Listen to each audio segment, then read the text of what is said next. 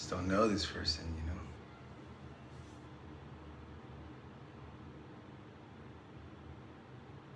I haven't been in it with this person.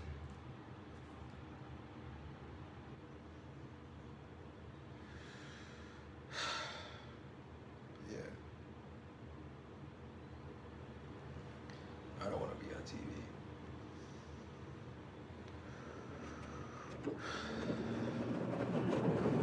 Oh, you got me on the go? Jack. Whoa, you there?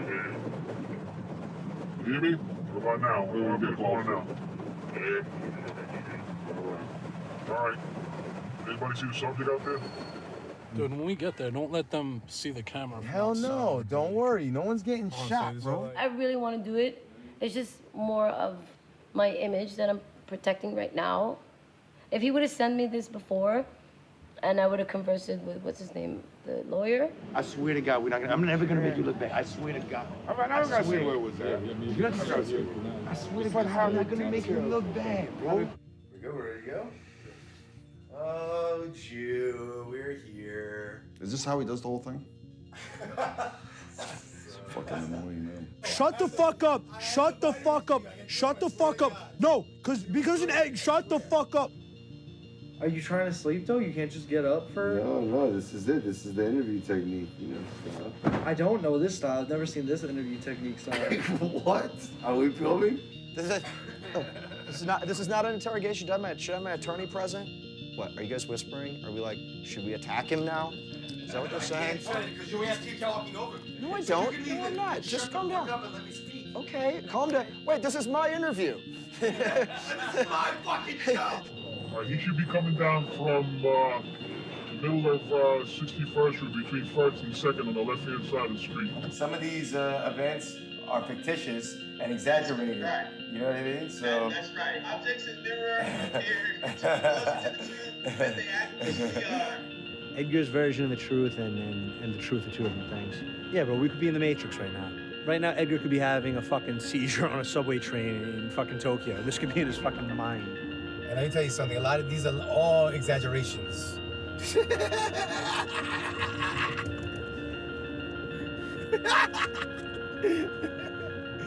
Woo. Best actor in a documentary. Come on, man. The subject's coming in the car now, blue sweatshirt with a hood.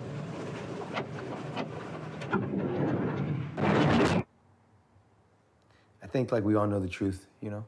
It's just how much of the truth are you willing to believe? Or you allow yourself to believe? Everybody knows the truth. Everybody.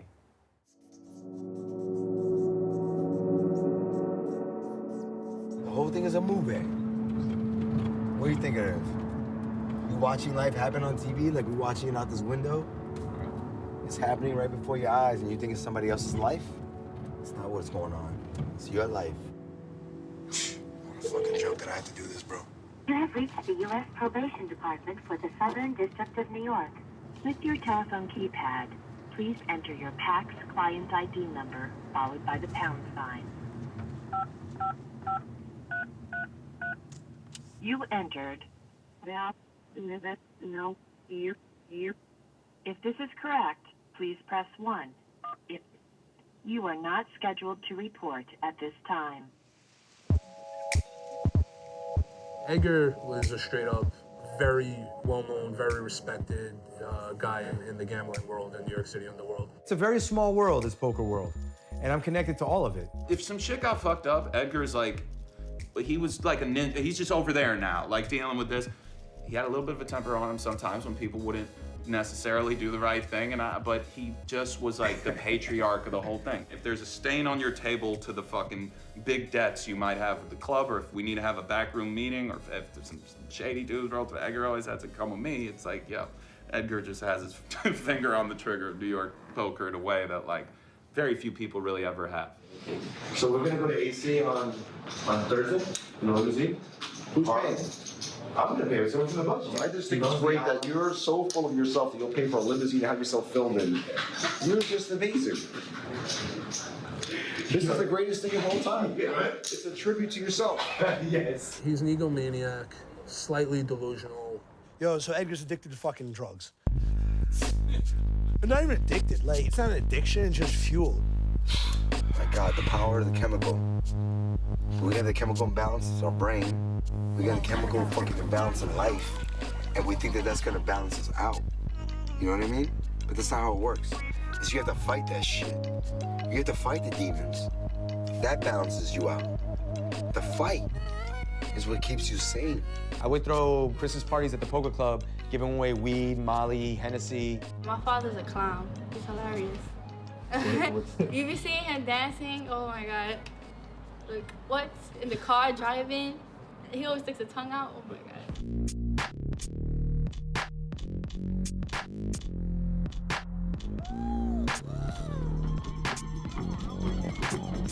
Like he swings moods like Sho Kosugi swings nunchucks, man. No shit. He can be a little bit paranoid sometimes, but you know, hey, like, how can you tell someone not to be paranoid when, yeah, but his phone was tapped by the FBI at one point. You know, I can't just be like, you know, it's all in your head. The poker table is fascinating how it draws so many people together from all these walks of life. So he can pull together a CEO of a Fortune 500 company that would leave a board meeting with the top 5 of the 1% and sit down with the grimiest, and not necessarily the grimiest, but people who aren't a member of the private club. At the poker table is where everybody becomes equal. The cards are going to tell a story, and the chips are going to tell you who won. What really brings a lot of people into poker is this idea that, you know, poker or blackjack, these ways that you can kind of make money outside the traditional structure of living. You know, it's almost a way to beat the system. I went from dead broke, bro. I borrowed a table, borrowed chips. I went from dead broke, nigga. After my 3rd game, I bought a brand new BMW, nigga. Real shit. Like, I understand why, like, rappers and athletes go broke when they make money when they're young. So I was making like $1,000 a month on a good month cash, and blowing most of it. I only had one pair of underwear. I don't wear fresh sneakers. I don't shave. I don't even shower that often.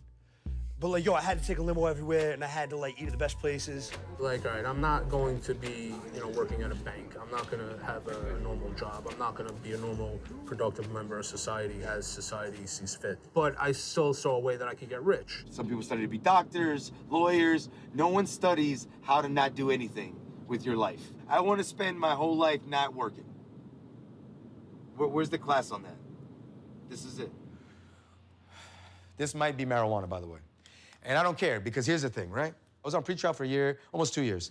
I was in prison for a year and a half. I did 4 months of fucking halfway house, and I've been on probation for 2 fucking years, you know? And that could drive any man mad. So we've always been in this neighborhood, my aunt, Jefferson Projects. Hold on, come on, man. Okay, here. Yeah, goodbye, B. Go get a shape up, B. This is where we grew up at. And yeah, people worked, yes. But then, there was, the drug dealing, there was all the shadiness also. But then growing up, you don't see it as it being shady, you see it as a way of living, you see a way of life. I have to introduce your cousin. This is my mother sitting down, looking at the camera. This is Bob Huber, the next contestant on The Price is Right. And this is Uni, who cares what his last name is? Peace. He's the next person on The Price is Right. And this is the last person to be the next contestant on The Price is Right. Milton! Oh, the crowd boos. Take them off. Okay, stop it, I mean, rewind. My mom would change the locks. She never changed the locks on you? Yeah, she changed the locks on me. She fucked with me. She changed the locks on me, and I would sit there. She would fuck with me, and the project hall was like purgatory. The things that our parents used to do to us, well, we used to do it back to them. And this is how they taught you. Yeah. Where's the rice? Ray, you want to get the rice? Listen, Ray, we will be right here, for hours, B. For hours. This was the secret right here. It used to be 1 o'clock in the morning. This bitch sleeping. Every half an hour, I would close the door a little bit like this. Using my fingers. She like, by 2 o'clock, that door closed. We like this. We hear something. Shit. when you're a single parent, you have to be rough, especially when it's boys.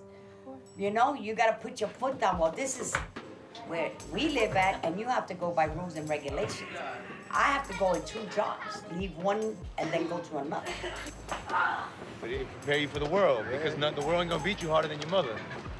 You know, I just give her credit because she did it by herself. I mean, Juju was around, but not like with a presence that could guide you. He was a street nigga. Spanish one. Yeah. You love pussy. You have 8 children with 5 different women. Remember that time you took me to Dykeman on Stephen Avenue, go get cocaine? Yeah. Hey, that's what people go around here, man. How was that, bro? Yo, we grew up fast as fuck, okay? This is why it's like, yo, you 40. Not that I didn't think I was gonna make it. It's not that we grew up fast, it's we adapted to where we was at, man. Say hi, Edgar. What's up, Edgar? Are you so stupid? I'll get that camera on face. I didn't do it. No, we have no cameras around here. You're gonna try to beat me up. So you see Ronnie King thing, but I ain't Ronnie. It's the cycle that we live in. People born, people die, you know? And some live poorer than others, some richer than others. And like I said, it's all on us to choose our destiny. I dropped out of school 10th grade. My brother was selling coke. My one cousin selling acid. My one cousin selling weed. I was just doing the weed thing for a little bit. My brother robbed me. Hit me in the nuts. All the fucking life went out of my fucking from the waist down. I'm like limp. You know, I fall down, bang, punch me in the face while I'm down, bang, kicks the shit out of my face, you know? Hurts my nose, number 2. Broke my face, and then I said, okay, if family's gonna fuck you, then what's the point of this? So I'm just gonna go solo. What happened to my girl? The illusion of happiness happened to my fucking house. The willing lie. The knowing all willing lie. I wanted to believe that lie. I want to believe the Matrix. Send me back. Make me a fat pig. Are you coming in to see me Thursday? Why, Doc? I'm miserable. This nose has made me miserable. I want my own nose back. I want to look at it. Like, why is it cut right here? Over here, it's like it looks like it turns to the right. You know? Well, I think because you had an old break there, I think, part of it. An old break in the cartilage? Yeah, I think the old break. It may be simple just to put a couple stitches in. Let me look at it. Come in Thursday around 1. I'm leaving Thursday. I can come tomorrow at 1. No, I don't have office hours tomorrow. When are you coming back? Coming back in 3 weeks, 4 weeks. Where are you going? I'm gonna go to Coachella, and then I'm gonna go to Russia, and then I'm gonna go to Israel, and then I'm going to Italy. Oh, dude. All right, call me when you come back. Doc, look at this note. I mean, I'm about to be on TV. This is terrible.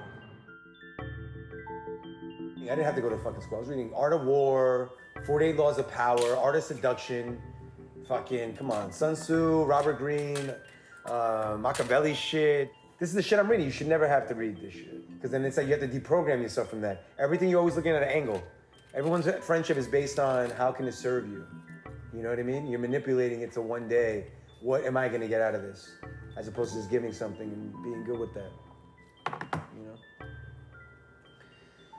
Damn, Benny, I wish you could just, yo, no lie, this fucking dude's feet reeks. His body reeks. His essence is fire. He just farted on me. Oh. Police! Police! Police! My introduction to poker was really only through Edgar, because it was something he did. So he'd have me like bring the strippers to the tournaments, to be the waitresses and shit, and promote my club at his place. I find loft spaces and I do crazy fucking things with them. I mean, you like cards, you like girls. Maybe you're a married guy or like you're a political figure, and you and your boys can't go to Scores or Sapphire because you don't want to be seen. I got a spot for you. Dude, I didn't tell you to cancel. I said I might not be able to go. Whoa! I'll read the text. I owe you 500. I'm gonna roll the dice tonight. Avery, my love. Okay, I'm sorry. This kid is dope, B. She's Edgar trained. I love you.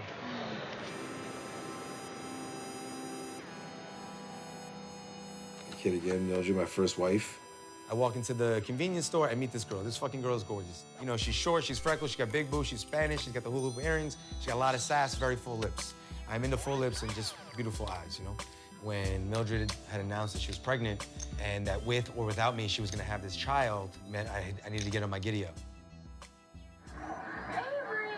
Any legal reason why this couple should not be married?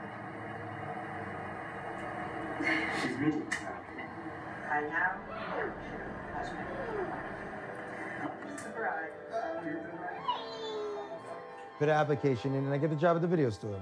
And as fate would have it, the guy who owned the video store was an avid poker player at the time. The owner was John, and he was a partner in the Mayfair Club. Legend has it that he won the video stores in a poker game. It kind of clicked, you know what I mean? You know, I love movies, and like Tarantino was really big then, and like Kevin Smith and all that shit. So like the whole idea of being a clerk was cool. You know, 90s, alt-rock, fucking Nirvana, all that shit, singles. Hustling at the video store, like from the flyer guy to the delivery boy to the clerk. 18 years old, you're having a kid. You know, that's a lot to handle. I ended up getting arrested. They had me in a paddy wagon, you know, handcuffed to the fucking roof with like all these Nigerian, Haitian, whatever, bootleggers from 125th. And when they began to separate us, I motioned to him, I said, listen, Holmes, I work in a video store, I'm gonna come see you. I come out of jail, I say, hey, John, I got this guy, he can get bootleg videotapes for $8. So I start to do the bootlegs for John, and then I come to realize I can just make the stickers myself, and I buy the machines, and I create my own little factory. I would peel from the VHS the label. I would then go to Kinko's and make color copies, okay? I would go to the Wiz, nobody beats the Wiz, and buy blank videotapes. I started getting the videos done for about $1, $1.50 each, and I sell them for about $8 to the video store. You're recording my illegal activities.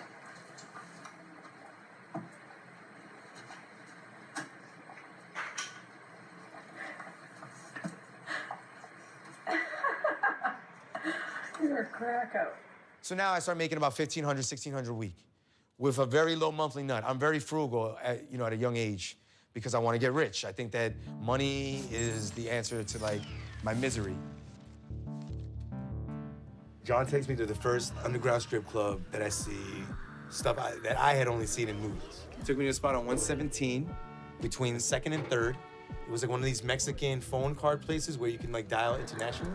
You walk into the place, there's a guy with a shotgun behind the fucking partition there, and then there's another guy collecting your money. You open the door and you walk into one where the phone booth things are. The video store closes down. Why? Because they open up a Blockbuster. And, you know, John didn't want to commit the time and energy into, like, really making the video store work. So he was like, I'm just going to focus my energy on the fucking poker club. John goes, you know, Edgar, you're going to come with me. That's how I got pulled in the Mayfair Club. I call the Mayfair Club. Alvin picks up the phone and I say, I hear you have poker there. And he says, no, we don't say that word. If you want to come see us, we're at, you know, this is the address, goodbye. When you walked into the Mayfair, literally the lights in the heavens opened up. That was your destiny. Totally. That was just like, this is. That place. The gate is locked. There's only one way to come in and out. They put the bulletproof glass, but they also put the neon sign on the side. You know, very, very fresh. Mayfair Club, pool table, gourmet kitchen. It was, you know, high-end poker, where people would, I want to say, dress up and go out for the night and play cards. No. They recorded every transaction with a dot matrix printer. They had fucking cameras. You had your own fucking PIN. There were transfer systems, like checks. You transfer money here to there. You felt safe leaving your money there because we had a bank of like $500,000. When I was in the music business, I was friends with Brian Koppelman. Brian used to take weekend trips every weekend to Atlantic City. And I would see him out at the clubs and we would talk poker, and I kept telling him, there's no reason for you to be driving to Atlantic City every weekend. There's this club in New York. But when he finally came down, that was the genesis of Rounders. That film Rounders that came out like in '95 represented the Mayfair Club. John Turturro was bagels, Kanish was bagels, and Teddy KGB was nothing like Eddie KGB. KGB would be like, Edgar, put it on Balkan's account, that cocksucker. He's a rich cocksucker, that Balkan, Edgar. I walked into the Mayfair. I would walk into the back room at 1:30, and I would look at the room, and I said, I swear to God, I wish I was a painter, because it's like a Van Gogh. Oh, man, Bagels was wise.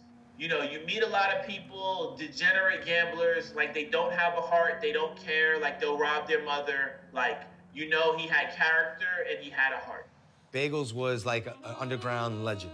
I mean, very diplomatic. He always wanted me to figure out a reasonable solution to a situation. Okay, kid, you're not gonna win. You're definitely gonna lose, but how much you gonna lose? You're gonna mitigate your losses. Okay, that's what life is. So have a happy ex-wife. And I learned under him. Like, I just kind of like realized that this is like somebody I want to like just kind of emulate like in life and just be, you know what I mean? So, you know, he spoke very highly of me and got me into a lot of places and out of a lot of trouble.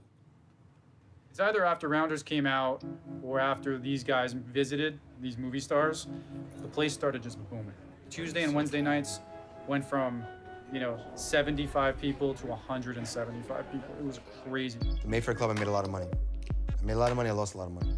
I was married, but I didn't know how to be a husband. I was married, I didn't know how to be a man. I was married, I didn't even know how to be. It's like working at fucking Monte Carlo as your first fucking spot, and that being your first impression. That's what always you're gonna aspire to. I'm worthy of this, because this was my first fucking leg. You know what I mean? Why I should have better than this if this was my first. I'm 20 years old, I'm feeling trapped, I'm feeling suffocated, I'm feeling like, my life is more glamorous than 116th Street, this Spanish chick, and having a kid. Not that my life is better than the kid. The kid is what kept me grounded. Hey, remember the Mayfair? You were a little bitty baby. No. Oh, you leave it Sunday down. morning. Sunday morning, hanging out with you. Let's go skydiving. Let's go skydiving. Early, because I have to be back by 4. Once I let go of the fact that, I'm not gonna be with Mildred, and I'm gonna really dedicate my life to gambling and poker and playing and just this world, you just need to let go of that other world. I'm getting divorced, I'm like about 40, 50 pounds overweight. I weigh like 190 pounds at the time. I have bad skin, low self-esteem, wearing glasses. Seriously, all I want to do is go ass to mouth with this girl in Thailand, and in December, can I get here fast enough? Have a good day.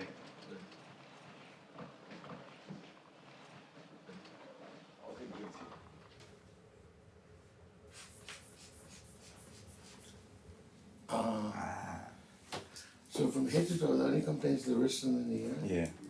Are you with somebody right now? Are you in a relationship? I'm, married to this girl. You one child, right?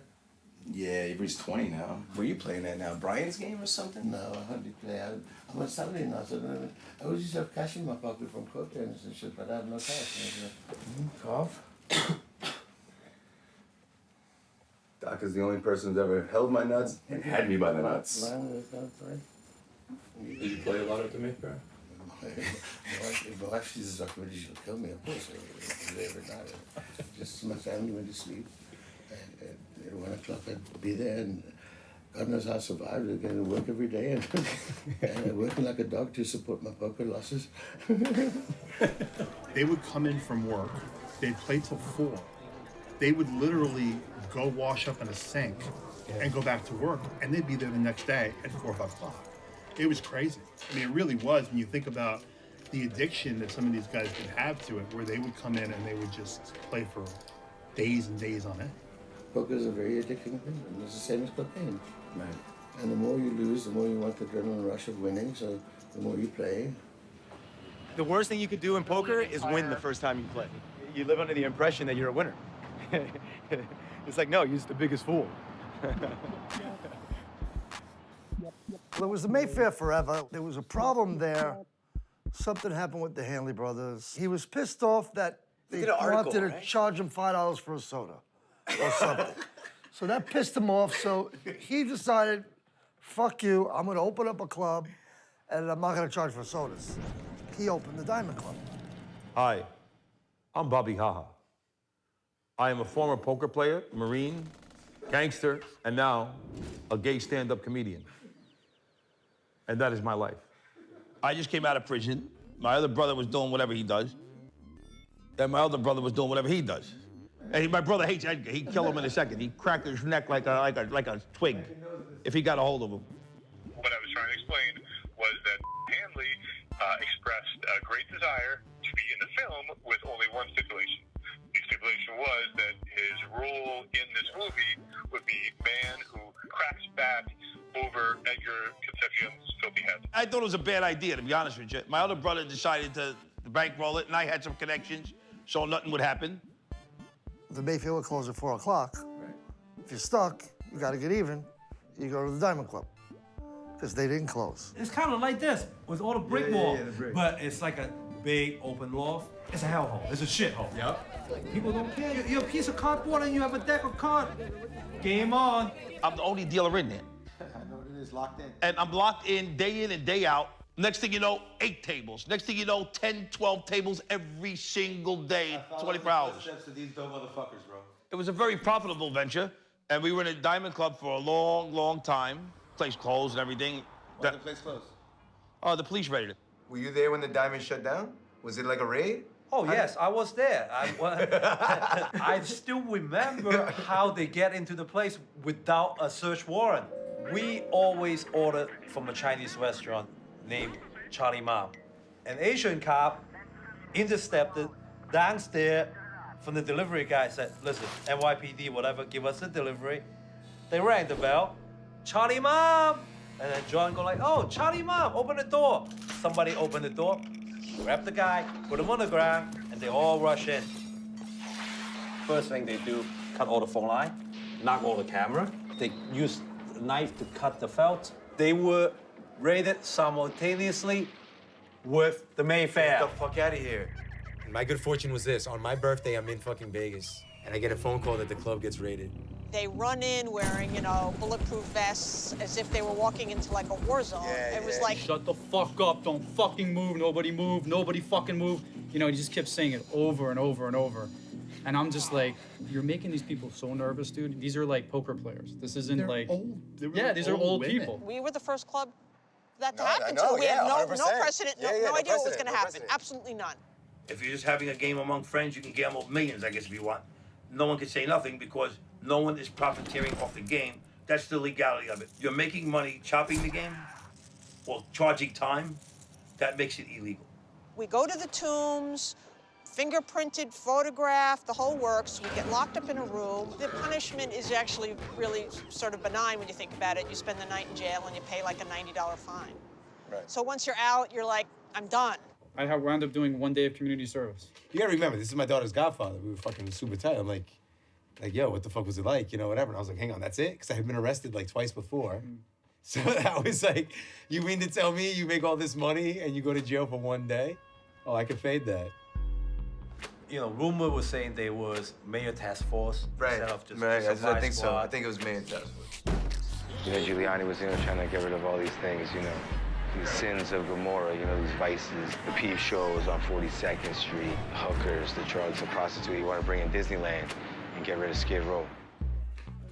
As I start seeing the people who win and start to realize that I'm just as good or better than them. I read some books.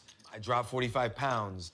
I got my own apartment. I romanticized with these movies like Godfather. America made my fortune. I raised my daughter an American way. But sometimes you just need to get Don Corleone, you know what I mean? Mayfair Club closes down. They're moving their fucking database from paper to the cloud, right? Yahoo address book.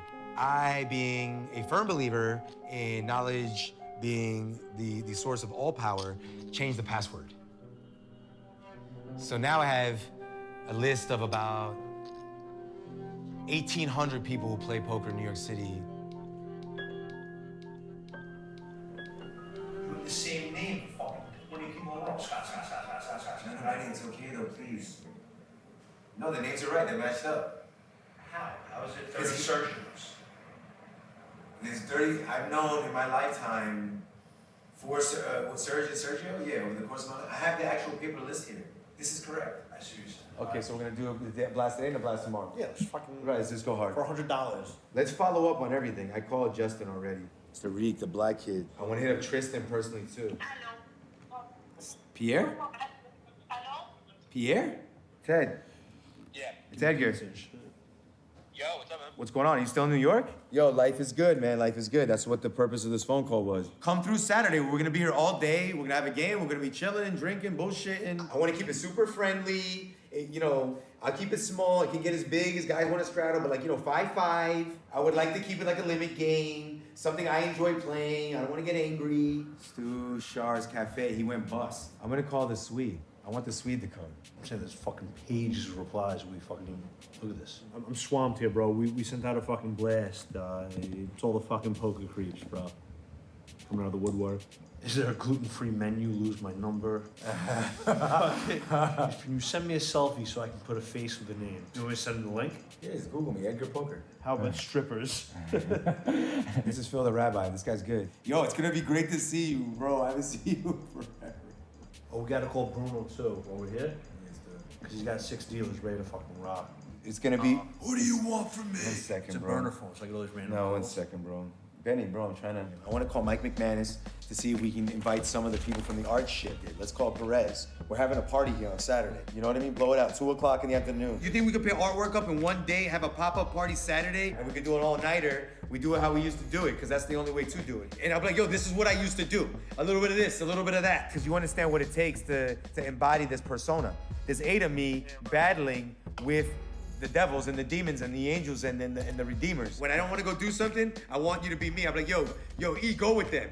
It's like you my clone with multiplicity. You're gonna act the same way. You're gonna demand the same excellence. I'm a perfectionist. You don't see my way. Who cares? You can't see it. Nobody gives a fuck about your face. Move your ass. But I love you. I'm really convinced that you just want me to implode. That's all Jake wants. Just the nuttier, just fucking angry, frustrated, more poked I get, closer to the end. You know, he doesn't want it to be about this. It doesn't sell, you know? What sells? What'd you say? Violence, right? The sacrifices that you will make to obtain the Quan, the golden coin. How low will you crawl for that 1,000 a day? From the Diamond Club now, we were taking people out to a warehouse in Skillman Avenue in Queens. Then we were playing in the Dandelion Club on 41st between 6 and 7. Then we went to the Genoa Club on 92 West Houston. The history with this place, it goes back to the 70s. I don't know which crime family owned it. You know, I believed in the legend that mobsters played here, which kind of gave it like a little allure. It was a geek joint, you know, the old-time Italians, old school. Which family owned it? Can we say it? No one's gonna get whacked. I don't know. I remember I was dropping names just because it sounded cool. The Genoa Club is the only place that you play for free, because all the money you paid in time to Elias, he would lose back 3 or 4-fold. Elias was the 6'5" Syrian kind of like Shrek character. Elias was the best. Also, the cook. They had the best fucking pasta, spaghetti and things you could ever want to eat. Unbelievable how good the food was. How was the pasta? How was it? Everybody loved it. It was terrible. But everybody loved it. How many stars on Yelp? Come on, what are you saying? 1.5 stars. What about the cappuccino? Cappuccino was good. And the action was great there too. Plus there was a lot of fighting in there and all kinds of crazy shit going on. One guy tipped the table over. Steve proceeded to flip over the fucking table. Ricardo, the crib keeper slash cappuccino maker, fucking comes out of the kitchen with a goddamn knife. He pulled out a knife. He's like, Jason. I hit Steve in the back of the head with 2 soda cans wrapped up in a goddamn towel. We take him out and we leave him on goddamn Houston, and we decided to call it a day. My dad actually built a pink poker table that could seat 12 people. I remember the nails were sticking out, and it was fuchsia. My dad made the table like salmon pink because he thought it looked nicer. I was like, you can't take creative liberties with the fucking table. I want it green, sans the fucking nails, bro. Nails would stick out. We had to pay for people's clothing. You know, I had a very Cheers vibe to it, I would say. You know, Cheers meets Breaking Bad. You know, you get the taste of power, you want to become Heisenberg.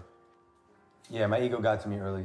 And the way we take the rake is this. Every half hour, they pay $15. Out of that $15, I get $5, Elias gets $10. What he does with that, he's to provide snacks, food, all this shit. We are to promote. Deal the game, run the game, operate the fucking game. The first robbery, the guy just walked in, put his gun like in the air, shot the fucking ceiling. Most robberies happen like with Richie's. He just took the money from the box and left. And this was the manager of the club. Okay, like, he goes, yo, I'll be right back. And he left with 20,000, like, and we're still looking for him. You know, Elias still brings him up. This Richie owes me 18,000. I was like, Elias, I think you could write that off the sheet. But the thing is, like, I didn't give a fuck. I was making so much fucking money. And, you know, I always found that You know, regardless what you do, as long as you're your own boss, you are rich. I don't even look at his poker as gambling. When I play baccarat and roulette, that's gambling. You understand what I'm saying? It's a game of skill. You don't see how you see the same faces at the final tables? They're not the luckiest people in the world. They're the most skilled in that sport. So on ESPN is a sport, bro. Technically, I'm an athlete, my nigga. You know what I'm saying? Don't get technical with it, nigga. It's a game of strategy in every way that chess is a game of strategy. It's a game of subtlety and finesse. You know, the real game is a game of emotions. It's a game of fear and desire. Poker's a lot like a marketplace. It's a marketplace of ideas. You have the confines of the game, but then everybody has their view on it. If everybody's view is one way, maybe you could go another way sometime to really shorten it. You start learning how to read people. I couldn't call people's hands before they turned them over. You start to figure out betting patterns and progressions. You start to figure out flop textures. I like playing poker, the game of it. But then when you gotta hear these assholes all fucking day that don't know how to play, oh, they cracked my aces and they cracked this and they did this. Oh, I got beat on the river by a... Who gives a fuck what you did on the river? The subtleties of the human element just come with time, and they come with mindful thought. Some guy would walk by, and I would go in Vegas, where I'm sitting there with a bunch of cowboys, and I go, man, look at that cute fucking dude. Look at a pack. I blow him right now on the table, right in front of everybody. So you know what I would do, right? I would sit there, and I'm still playing poker. They're not. They're like, oh, let's get the homo. But they can't say nothing to me, because physically I can whip their fucking ass. I've always been very serious about my game and wanting to be the best player I could be the best player in the world. You know, I really got kind of psychotic with it. If you have that attitude, you really go deep into trying to figure somebody out. I almost feel like I'm a nicer guy off the table because at the table, it really is mental warfare. You're trying to see deeper truths about somebody by looking them in the eye or by this and that, and it's awkward, and like, I'm a human being and I have feelings, so it's like, it's all out of respect and love for the game, but it is a very deeply psychological method of figuring people out. Even when you have conversations with poker players off the table, they're always a little like, you guys scheming for next time a little, and it's one of those games, it's one of those worlds. Then from the Genoa, we went to Club 32. PlayStation was fucking open. That was Jake.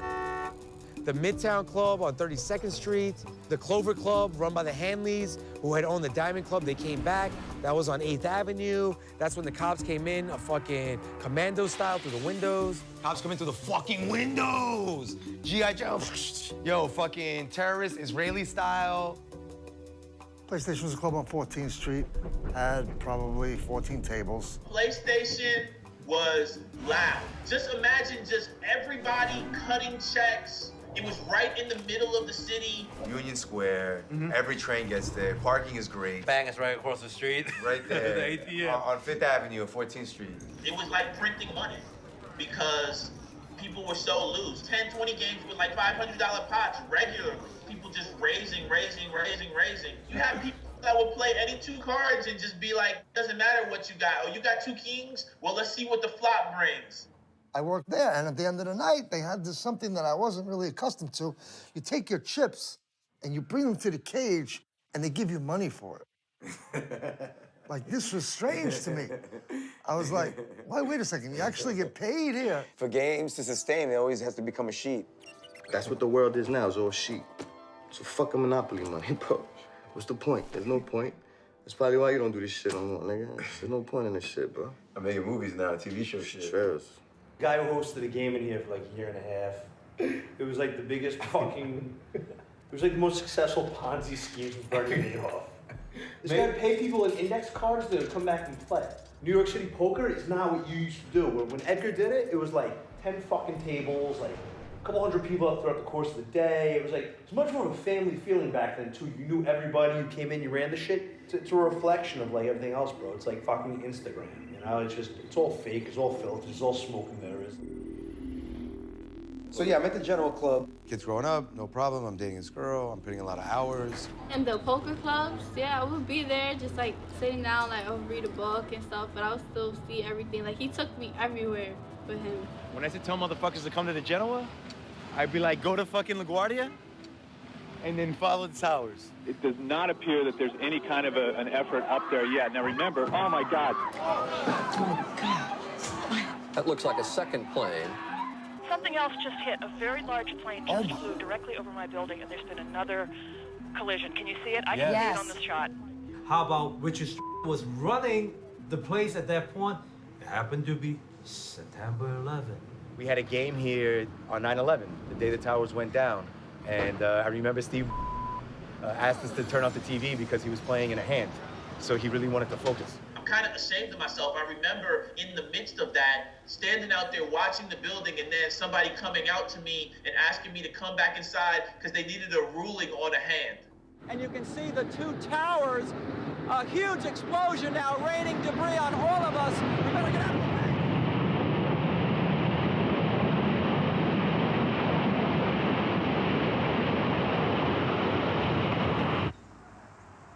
And actually, that crushed poker for a minute in the city because nobody wanted to travel. Houston Street was just full of trucks, carting rubble. That was really kind of crazy time for the poker scene in New York because it made us stop and think about things that were more important than poker.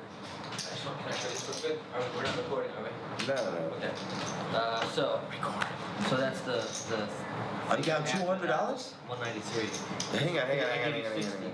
I'm gonna tell Mike I lost 200. He's gonna give me $200. Okay, so I'm gonna fucking torture him. No, leave that the same. That's okay. Cool. Yeah. Listen, I lost $200, bro. You should get it covered that. Yo, Billy, I fucking brought you here, bro. Cover $100. I owe you 19. No, yes you would. You fucking would make me cover fucking you. Let me ask you something. Fuck you, you motherfucking that cheap ass $100. Fuck you. This is the real him. Yo, By the way, the limo Edgar, that's bullshit. Yo, let me tell you something. Yo, his wedding party, right?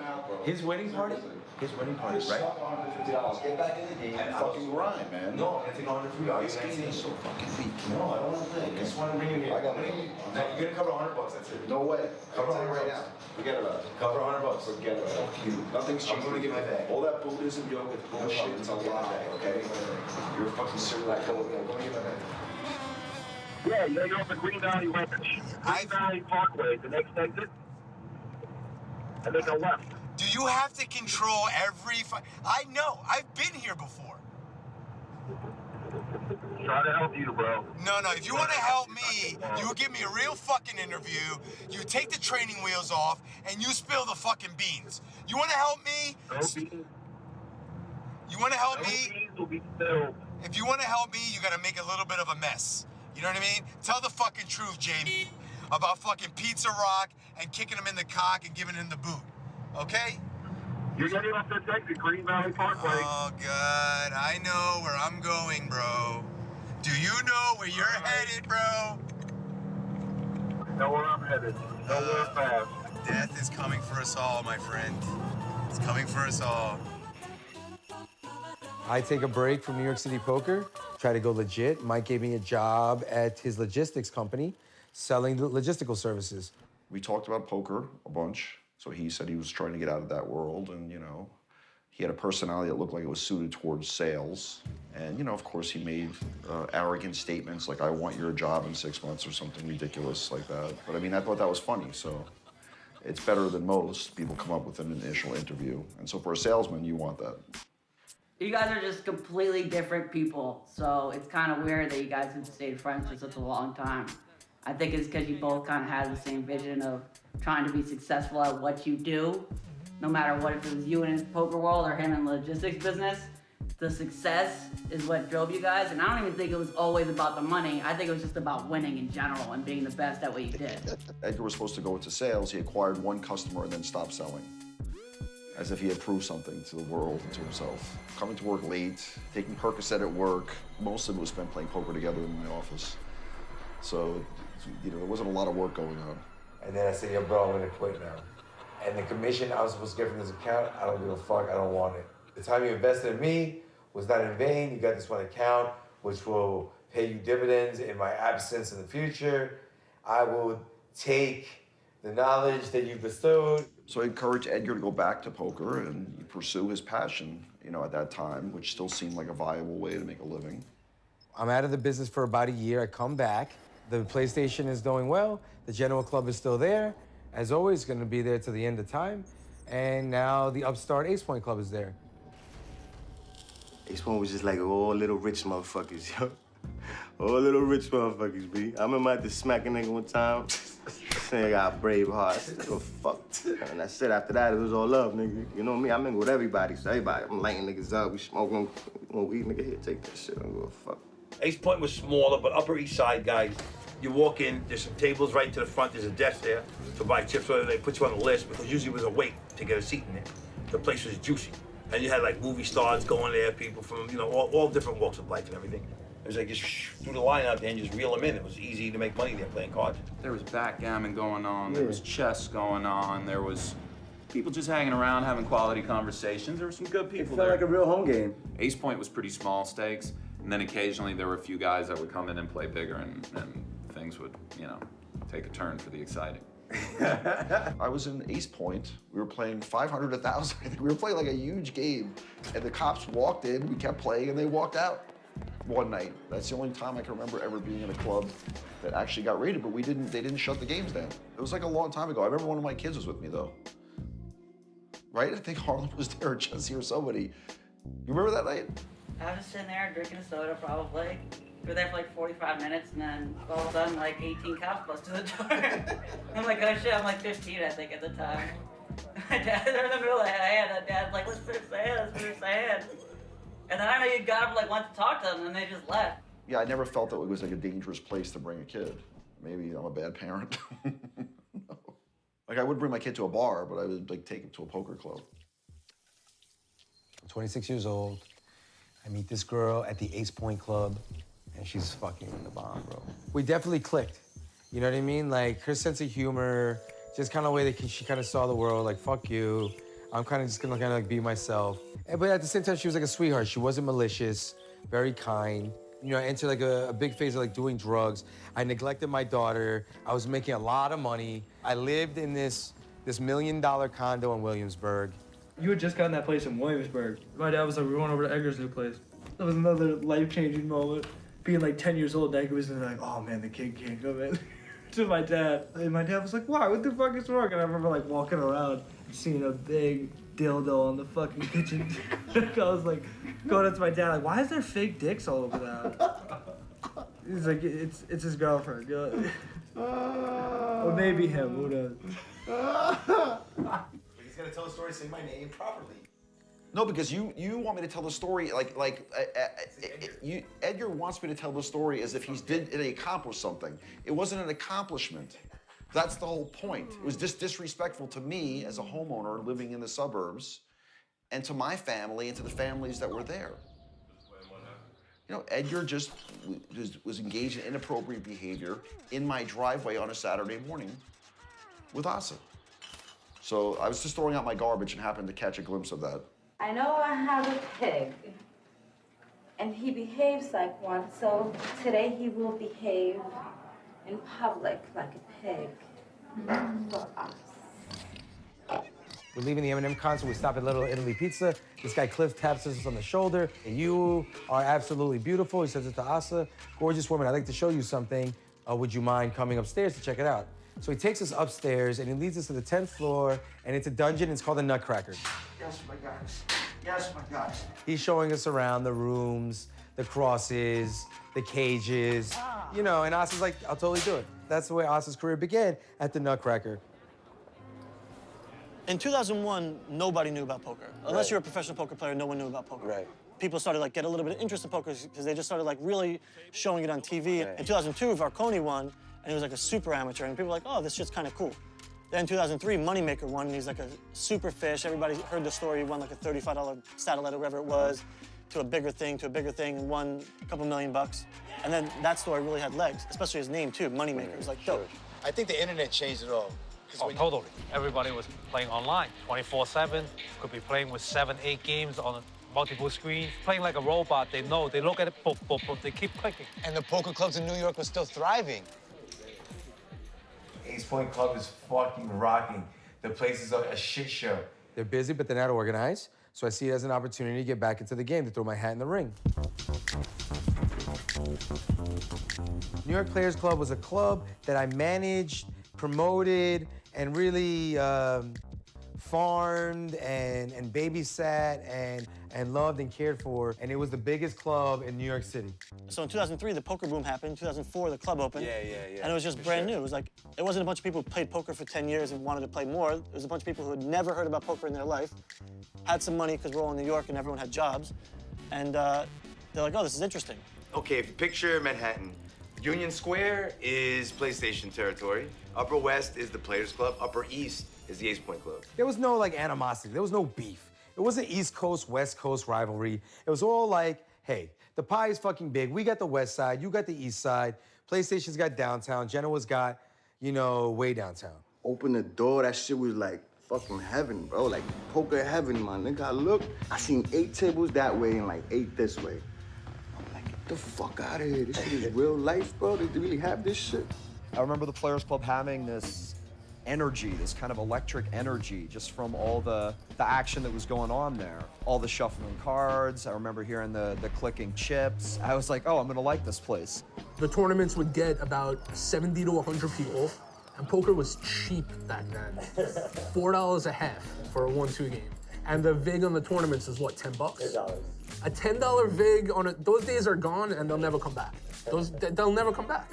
Players Club was surreal.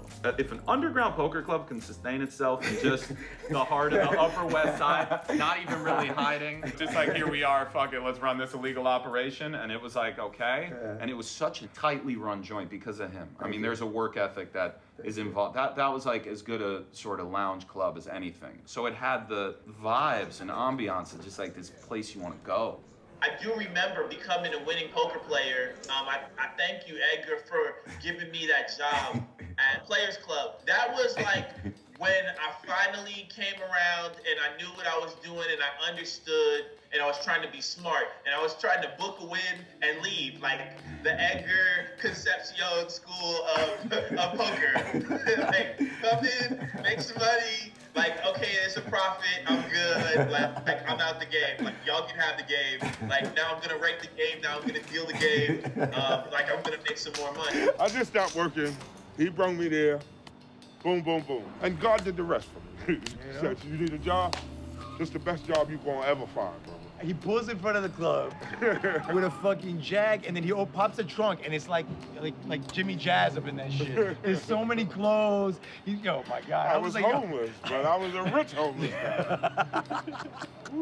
I was a happy, rich, any girl I wanted, homeless guy. Oh my goodness. So I'm looking at you, like, yo, as I'm stressed out, I'm like, I just lost everything I had, bro. My rib, my everything. First I said, yo, how much dealers make up in here? You was like, I don't know, about 1,000, 1,500 a day. I'm like, what? I'm like, what you said? I said, yo, give me a job, bro. He's like, you know how to deal? I'm like, nah, but I'm a fast learner. You call Anna, I remember you was like, Anna. She's teaching me how to deal. I remember she said it. She was like, yo, make believe you touching a female, man, soft. So I was just like, and the shit just went like, yo, like it was just meant to be, nigga. First try, she was like that. Boom, I remember going home, I just put a pillow on my shit, I had the deck, all I did was smoke mad weed, and I just became like a fucking machine, bro. You were charging $4 a half hour, okay?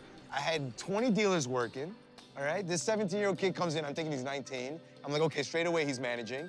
Why? Because most people in poker, they're fuck-ups, you know? I didn't become a fuck-up till later. It took me some time. I found the Players Club through my boy Blaze. I'll never forget, he invited me to this game. We used to be busboys at this fucking pizzeria. After working one night, he goes, come play poker with us. I'm like, fucking poker? I don't play fucking poker. He finally convinces me to go. I go with 600 bucks. I'll never forget it. I go, yeah, I got 600 bucks. Can you lend me some money if I lose? He goes, yeah, I'll lend you some money. Played the tournament, won 1,700 bucks. Went the next day, bought shoes, bought clothes, bought everything. Quit my job the next morning, and I said, fuck it, I'm gonna be a professional poker player. That was on Monday. And I was broke by Thursday. And I was like, Edgar, what up? You need a dealer?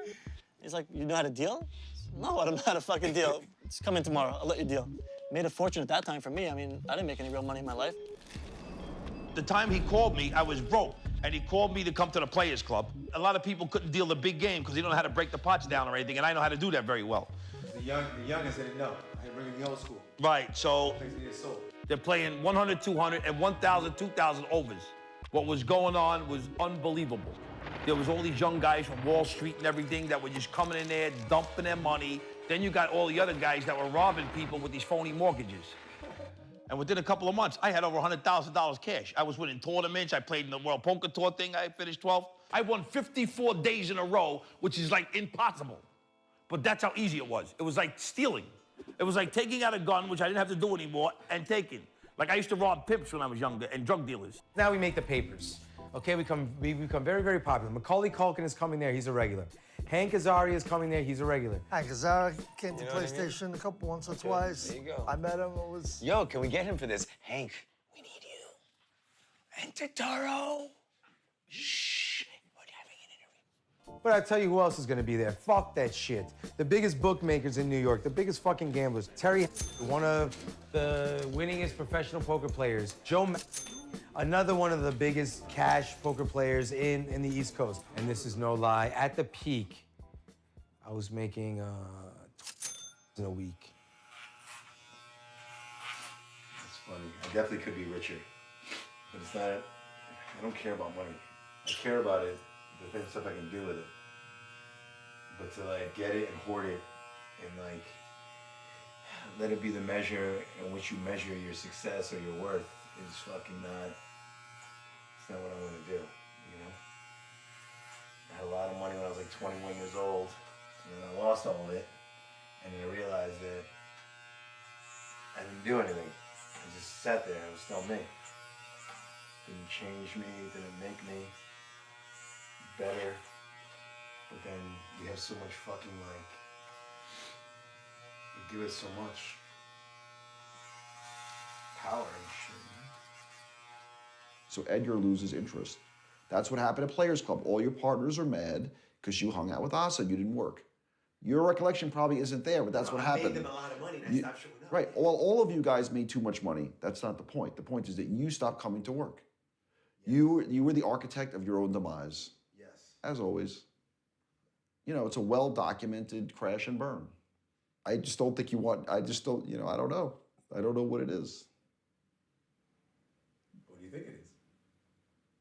You don't think you deserve success.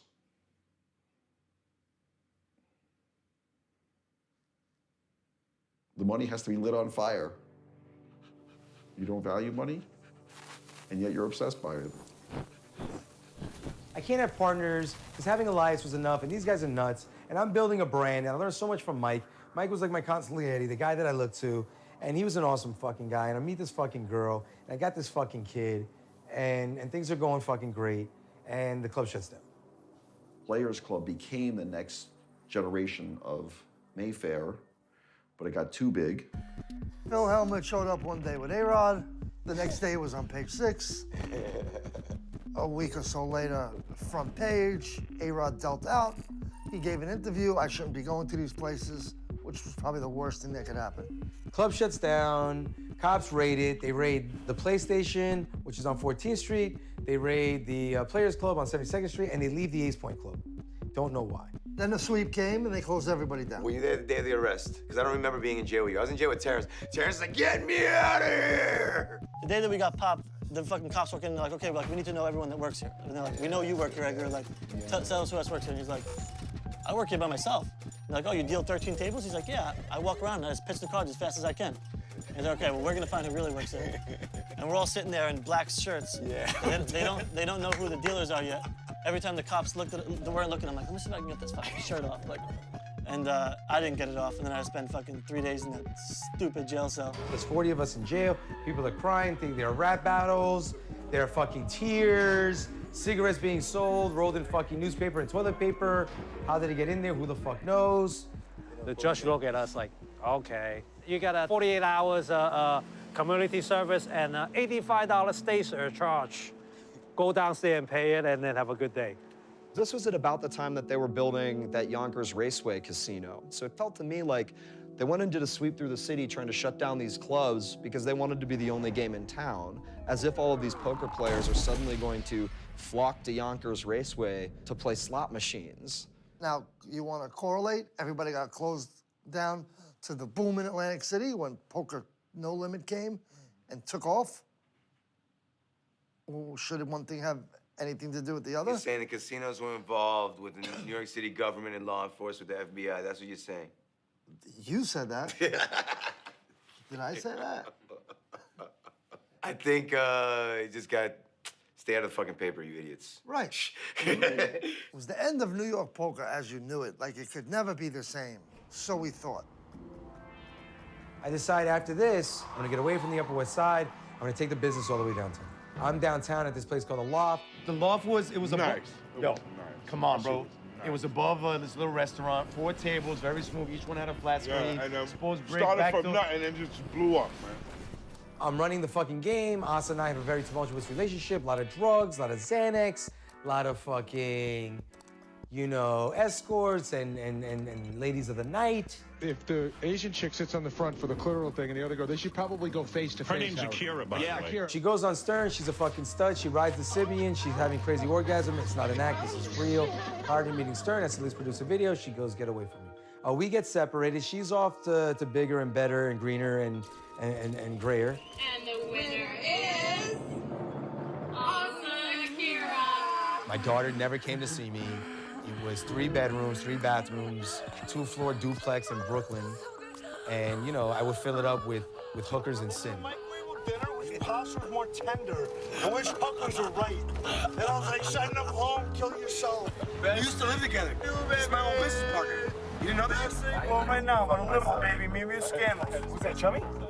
I only worked at the Loft like one time. Remember I had told you, like, when I said that I had just started smoking crack and then I went on that cruise? Yeah. So I went on the cruise. When I came back from the cruise, I was in a pretty bad place. Okay. I stole my mom's car. Terrible. And then I was living in Washington Square Park instead of going back to Atlantic City to live with my girlfriend. And during that time is when I linked up with you and I dealt. And then when I had money, then I went and scored some drugs. And then I never showed back up. Yeah, exactly. Yeah, and then I was back in that horrible drug cycle. The game goes for 3 days. We never disrupted the game. And, you know, there were cast of characters or associated with a game that goes around the clock. You know, what are you doing where, you know, you're playing poker at fucking 7 o'clock in the morning, you know, 2 days in a row, you know? What are you not doing? Poker's been good to me for a very long time, but it can be very bad for a lot of people, like if you have too many leaks, you know? I have leaks, but like none that have ever like ruined my life. Like some people have like just gamble their rent away and like don't pay their rent. I was making a ton of money every week, and I would go to Atlantic City on the weekends, or especially during football season, I was fucking blown all over.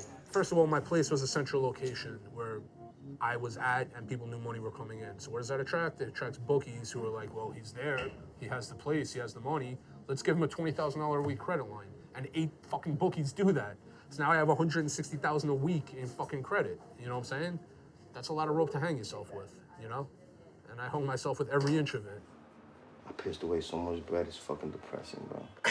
It's depressing, nigga. I was touching 80 to 100,000 cash, nigga. I had a safe, nigga, in my pop's crib, nigga. You understand? With damn near $500,000 in there, bro. You understand, nigga? That I lost in fucking baccarat, nigga, in roulette, nigga. It grinds you down. I mean, you see, you look around. Not too many motherfuckers retired from this shit. It retires you. Yeah, you get tired of working for people because you feel like they pimping. You know, like you they hoe. You gotta go out and rake all the money. The poker table's like a black hole. Yeah. Right? If you're stuck there, you know, you're just never gonna get out. You need to forcefully remove yourself. Yes. Otherwise, it's just like, this is gonna become. You need to think a little bit about the person you want to be for real. My girlfriend breaks my balls. She spends my money and hates how I make it. Most of my friends are good people. They're just fucking idiots and they can't help themselves. My phone doesn't stop going off. My dogs just ate my couch again. And my male pit bull's like Fidel Castro. He's like 19 years old. He won't die. He just keeps eating shit. I love him though. The worst part is he's my best friend in the whole world. To me, this is real gambling. When you gamble your freedom. I fucked hookers without a condom. That's really gambling, you know? So I don't hear any of this fucking shit when this person lost, he took a tough beat. That was a bad break, bad luck. I manifest my own bad luck. And I drown in it. I don't point the finger at anyone. I just stick the finger in my ass. I'm a self-pegger. I've been self-pegging for years. Fuck, man. You know, other times, you know, You could be a 26-year-old guy with, 10 bottles of champagne in the back of a fucking limo, holding your dick out the window, driving through the meatpacking district, as the driver holds down the horn, fucking, you do whatever the fuck you want. You ever been arrested? Yeah, nigga, hell yeah. In the city or Jersey? In both. Which club? The Loft.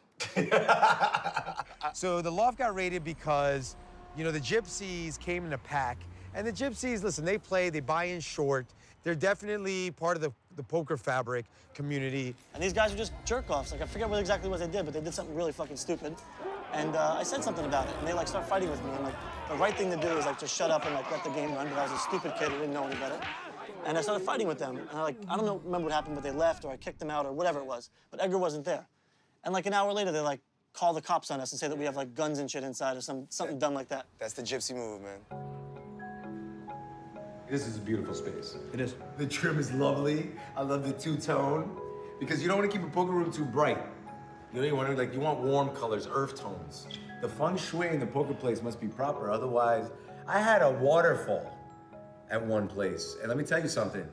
It didn't not work. I start the model for the private home game. So it means I rent an apartment in a doorman building, in a luxury building. I put a poker table in there, and I feng shui the fucking poker table with the apartment, and I begin to call this place the game. So nobody had, at that point, been running a private, one-table, invitation-only apartment game. Security-wise, you feel really comfortable going into a luxury building, and you're not playing with strangers, and the money's guaranteed. So there was people at different levels. There was really huge games, and there was small games, and I think Edgar was of the philosophy to keep it nice and small in terms of the players being able to continue to play. Others pursued the whales and went on to make lots of money, but they were also high profile, and some of them went to prison, and some of them got out of the business.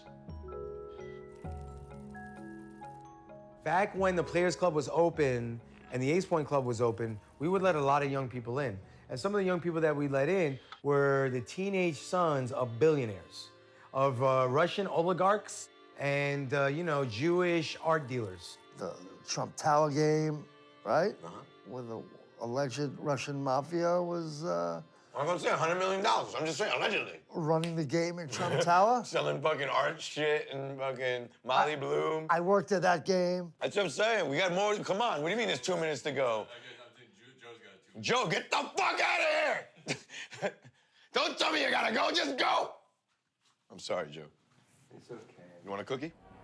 I'm working a game in Trump Tower. I'm friends with the kids. I'm not involved in the business. You know what I mean? And I just dealt the fucking poker game. That was my job. I deal the fucking poker game. You know what I mean? I deal pretty good. I buy the chips. I sell them. I keep track of the books. I'm excellent. Trump Tower, I was the person I'm closest with in poker. My friend Ilya Word. He's like family to me. He lived there. The couch extended its welcome to me on and off for years, and I love that fucking place, bro. I miss that place so. Yeah, me too. Yo, Zhenya used to have all these hoodies. I used to steal hoodies from him, bro. I'm rolling around Tom Ford jackets. I'm fucking broke. You know what I mean? I come from a humble background. Gucci beanies. I'm going fucking nuts in that house, bro. I've played in games in luxury hotels for larger sums than I'd be comfortable talking about. And then Edgar was dealing those games. He actually was probably still is a very good poker dealer. But a very sore loser, the worst sore loser possible to play poker with. 100. 100. Fuck them, I said. Repeat that. Fuck him, I said. I'm all in. Fuck him. I'm all in. I know you got nothing. You see? Yo, don't fucking bother me. This is why I can't gamble. Because then I'm getting upset because you fucking bad luck for me. Why are you talking to me? Where's Benny? Benny! Where's the girls? There's no fucking girls here for me. You know what I mean? This place sucks. All the games were no limit. The blinds were 500 and 1,000. Biggest game I've ever seen in my life. Was definitely the biggest game I've ever heard of. It turned into just billionaires that wanted to play poker and they were buying it for $250,000. It's like you would buy it for $250. It was so surreal being in that environment, and we were all kids. Because I was still a kid at the time, like 27 or 28, I don't remember, Fuck it, you want some caviar, some truffle fucking tarts. It's like, all right, but you know what I mean? I'm in there eating fucking truffles at 19. playing for hundreds of thousands of dollars, getting staked by these fucking Russians. I'm just like, what the fuck happened to my life? Not even in a bad way, but it's like, sometimes you're in the right place at the right time. That happened to me. Everyone's time is precious, valuable. It's kind of dark because there's no light here, you know. Oh, okay. You can use that. So it's got 2 engines. Trapdoor? Yeah, a bunch of trapdoors. Oh, this is sick, bro. Wow. Wow. There's a stripper pole still, look. Stop it. Why did they leave this place? Yo, this is fresh. This is nuts. All right, we got a deal. I told you. Let's not get too crazy though, Benny. Don't be so enthusiastic. I hate when he does this. Look at this, bro. Wow, we could put a poker game in here too, Benny. Yeah, this is it. It's done. Like, yo, we may have like one party the girls a week, ready to have private events, No. little private after hours, just friends. Yeah. Our own poker here, not. Yeah. I think we were all meant to get here at this moment. Because this thing is cool. It looks like a subway cart. Let's finish this deal. You're only dealing with me. You're not going to call anyone else after this. You're not going to leverage anyone against anyone else. It's the new year. Let's just wrap this up. This is good. Me and my best friend from high school, we started a website called Burning Angel. I shot like the first 20 or 30 scenes for Burning Angel. So I met Chummy through Players Club. You know, he's always talked about going to whorehouses, and he always knew where a whorehouse was. With the underground poker spots, especially because the hours are so fucking late, a game would break, a guy would be like, yo, I'm going to this spot. And, you know, for $150, you could this, and that. You know what I'm saying? And he's like a sex addict. Chummy is a sex addict. Don't worry, I'm gonna tie everything together. But not what Jake Remington tells me to. He loves football. The man loves fucking poker. You know, he doesn't love drugs. And that much I respect about him, because if he has a trifecta, then he'll fucking die. That's a super speedball in life. If you do drugs, pussy, and gambling, you get consumed. You know, 2 of them you can fight off. One of my best friends was getting married. I was throwing him a bachelor party. We're like, I know this guy, Benny. He used to work at another spot like this. He has a bunch of girls. So I throw a bachelor party for this fat fucking slob covered in tattoos. His name was Chummy. I went through my fucking Rolodex of every hooker I knew in New York City.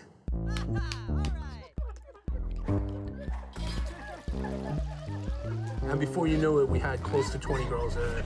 My friends were going bananas. Ridiculous. I mean, I don't want to get my friend in trouble, but it was fucking ridiculous. Chum and I were a good fucking team at first, and we were best. I thought we were brothers. And I still, like, the only reason I haven't fucking stomped his head on a fucking curb is I still have some sort of, like, feelings for the guy. No homo. I transformed the place from a respectable poker parlor, gambling parlor, into a speakeasy, burlesque, underground opium den. He turned a poker spot into, like, the hottest little underground club that fucking the city's ever seen. Edgar had a lot of ideas and imagination, and he was all over the place. Gotta do a million things at once. Everything was 100 miles an hour. Lap dance parties, fucking foot fetish parties, swinger parties, yo, LGBT up the asshole. We called the place Anonymous, and it was represented by a fucking symbol. 3-letter A's put together. One for Avery, my daughter, one for Anastasia, my girlfriend, and one for Asa, my ex-wife. I was at the lounges. I remember one party, but like it was like 4th of July and like friends, family. Me and my cousin was bartending. Yeah. It was fun, Got tips. It was bizarre. It was like a small casino in what is Chelsea that no one would ever believe existed. And it's almost like Super Mario when you go down the pipe and you're in a warp zone.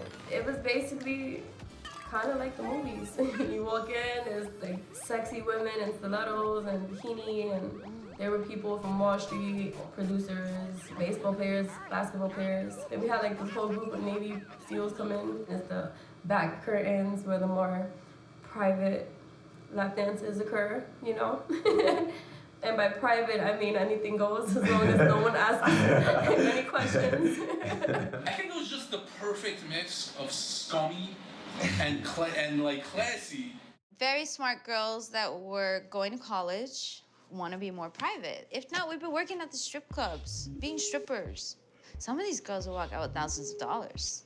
I was never one of those girls, so I didn't do everything. But these girls will walk out with thousands of dollars. Every fucking strip club is a whorehouse. If you don't know that, you're an idiot or you're just fucking, you're turning a blind eye. Any fucking strip club in Manhattan, you go in that VIP room, as long as you got the right amount of money. Yo, there's one guy, used to come to our spot, mason jars, have the girls like fucking jarring up his poop in the VIP room. their shit and you would take it home. Well, the thing is, I kind of get bored with one job, so I like to have different jobs throughout the month. Work at a poker place, do a bachelor party. I have my slaves, because I love that. That's really what I enjoy doing. I enjoy punishing men. Human furniture, human ATMs, whatever. Human furniture. I have my footstool in an ashtray, you know, put my feet up right on him, smoke my weed, ash in his mouth. No. If he's like You have weed on coughs, if he, oh no, I don't. I should have brought some. It starts to take off and it blows the fuck up as we start doing the swinger parties. It's very fucking sexy. Throughout the years, I've noticed that people are so judgmental and also judgmental of themselves. They're so judgmental of themselves and they do not have self-compassion. I feel like when they come here, they feel like, oh my God, I'm not the only one. They're a little more compassionate and they're a little more accepting to themselves and feeling like they belong somewhere. It's a lie. This is fucking Eden and this is my version. It's like, I want to have fucking free sex, free love. I want a place I can fucking smoke a joint, you know, get my cock sucked and it's not an issue. You know, it's fucking New York. All right, so leave me the fuck alone. If I'm not that important, then let me be. And let me have a good time the way I see fit. This guy that I know that's doing a night, like he does it every Tuesday, little underground scene. In the front, they have like this gothic sex S&M kind of party. You can only wear black, and you know, it gets a little freaky towards the end. That's fine for me. I like to get fucking reprimanded sometimes. I go to readjustments once a month to a dungeon. These are all big, weird, like gothic bitches. It's kind of weird. You're gonna have to find some ammunition in after hours. You know what I'm talking about. Yeah. Exactly. Yeah. Exactly. Don't get naked, Edgar. You always take on. I'm not getting naked. I'm done. I wanted some fucking, you know what? I wanted I'm that. fucking staying grounded. I wanted That's some it. fucking kitty cat. I just My want nose to is horny dance. right now. Give me a fucking mirror. Everybody leave me alone. Yo, Kate, my nose is Stick me in the horny right now. corner. It's in heat. My fucking nostrils are in heat. They're dripping from the egg slut juice. The egg slut juice is dripping out my nose. Holy shit. Jesus Christ. I had to put the air on. So we're throwing after hours in there now. And I mean, this shit's like printing money. Like, yo, all the trannies from Pasha showed up, all the Dominicans from Uptown showed up, and everybody in between. Like socialites, it was fucking sick. I just want a particular type of crowd there. Very diverse, not one-sided, from black, white, gay, straight, transsexuals, club owners, DJs, it's everything. It's old New York, like Save the Robots. So this fucking guy comes in, a mile a minute, and I'm just like, all right, it's fucking pouring rain outside, and there's fucking 400 people walking into my fucking loft. Yo, I said, what the? I'm standing at the top of the stage. Like, I don't give a fuck. I work at Pasha. It was very underground. It was very dark. It was very like, let's do drugs together, sit down next to each other and talk shit type of place. You want to get personal. I love what I fucking do. Love it. Get a high off it. I get a fucking high, dude. Because I'm an artist. Because I put it together. It's like the venue's my canvas. When I start painting on the canvas is when I fucking bring in my staff, bring in my sound, bring in the DJ, and bring in the crowd. I fucking love it. Like when I find a venue and it's dope, I get like a fucking feeling. It's like, I can't even explain it. It just drives me more. We decide, instead of going 80 miles per hour, that 120 was the number. And that led to like the downfall. We're doing a lap dance party on the 3rd floor because now I've taken over the fucking building. I have my daughter that weekend, I leave her with her aunt. I'm with this chick, I answer the phone, my spidey senses go off. It might have been like an onset of herpes. I was feeling like a tingle. We got blackjack going on, this old Russian chick who's so cool. Chummy's got his fat girlfriend bartending. Greg the swinger's there hanging out, friends are there. There's a knock at the door, we get a camera, so I hit the button and like activate the camera. And I see him out there, I'm like, oh shit. I fucking texted my lawyer, I'm like, yo, it's going down. And then I fucking pulled the SIM card on my phone and I ate it. Ed's a good guy. He's a really good guy. He loves the spotlight. He wants to get written about in the papers. He was in Goodfellas. He was actually in Goodfellas. I'm sure you guys will show the clip. I'll tell you how we met. I was interested in one of the dances, And I said to her, do you know who I am? And she said, you're full of it, because everybody says that is full of it. So Benny comes over and sees it and says, do you know who this guy is? Right? Yeah. And she says, he's full of it. And Benny says, no, he's not. Yeah, nah.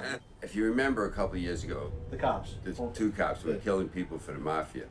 And that was the biggest police corruption case in 100 years. That's a big case I had. I represented the police officers' families who died in 9/11. I represented the Andy Warhol estate. But I like after-hours clubs. You know what I mean? We knew the cops came in, we had cameras, we locked our door, but they didn't lock their door up there, and they were all spilling out onto the hallway, all these swingers. Yo, Edgar busted into the VIP room, did some like cable guy shit, like stepped in the girl's back and dove through the window. And he's out. He's got the book bag, the money. I already know what time it is. It's chaos, bro. It looks like the Titanic going down. Everybody's running directions. Girls like grabbing shoes and bags. Yeah, I was like, all right, girls, just get dressed, put all your clothes back on, get out of your fucking bikinis or lingerie, whatever the fuck you're in, and find a single guy from upstairs as they're leaving, latch on to him, be like, hey, I'm gonna say I'm your girlfriend. The cops knock on the door, and like Greg the Swinger's like, we used to march in the 70s. He's like, you cannot come in. Like, the cops? It's like 1969 all over again. He won't let the cops in. He's taking a stand. Benny escapes with the crowd. Chummy goes down with the ship. Just imagine a bunch of strippers running down the street with their bags, like. It was so fucking hilarious. I was wearing a fucking pink lace lingerie. I was like, oh my gosh. I get down to the street, and the street's fucking chaos. Because fucking Edgar went out the back, and he dove through a fucking skylight to like a French-Haitian restaurant downstairs. And all the restaurant workers are fucking illegals. They thought he was like he thought like Homeland Security raiding the place. So all the fucking chefs ran out. The busboys ran out and shit. And this night has added bags, years to my fucking life, to my eyes. And my daughter's at my sister-in-law's house, at her aunt's house, and she doesn't know what the fuck is going on. And I'm hiding in this fucking basement, and I'm like, yo, this is fucking ridiculous. You know, I don't need this shit. I need to take a step back. I need to fucking chill the fuck out.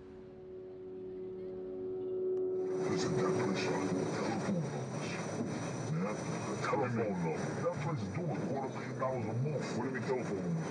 $250,000 that place is doing a month. That place is fucking became a gold mine.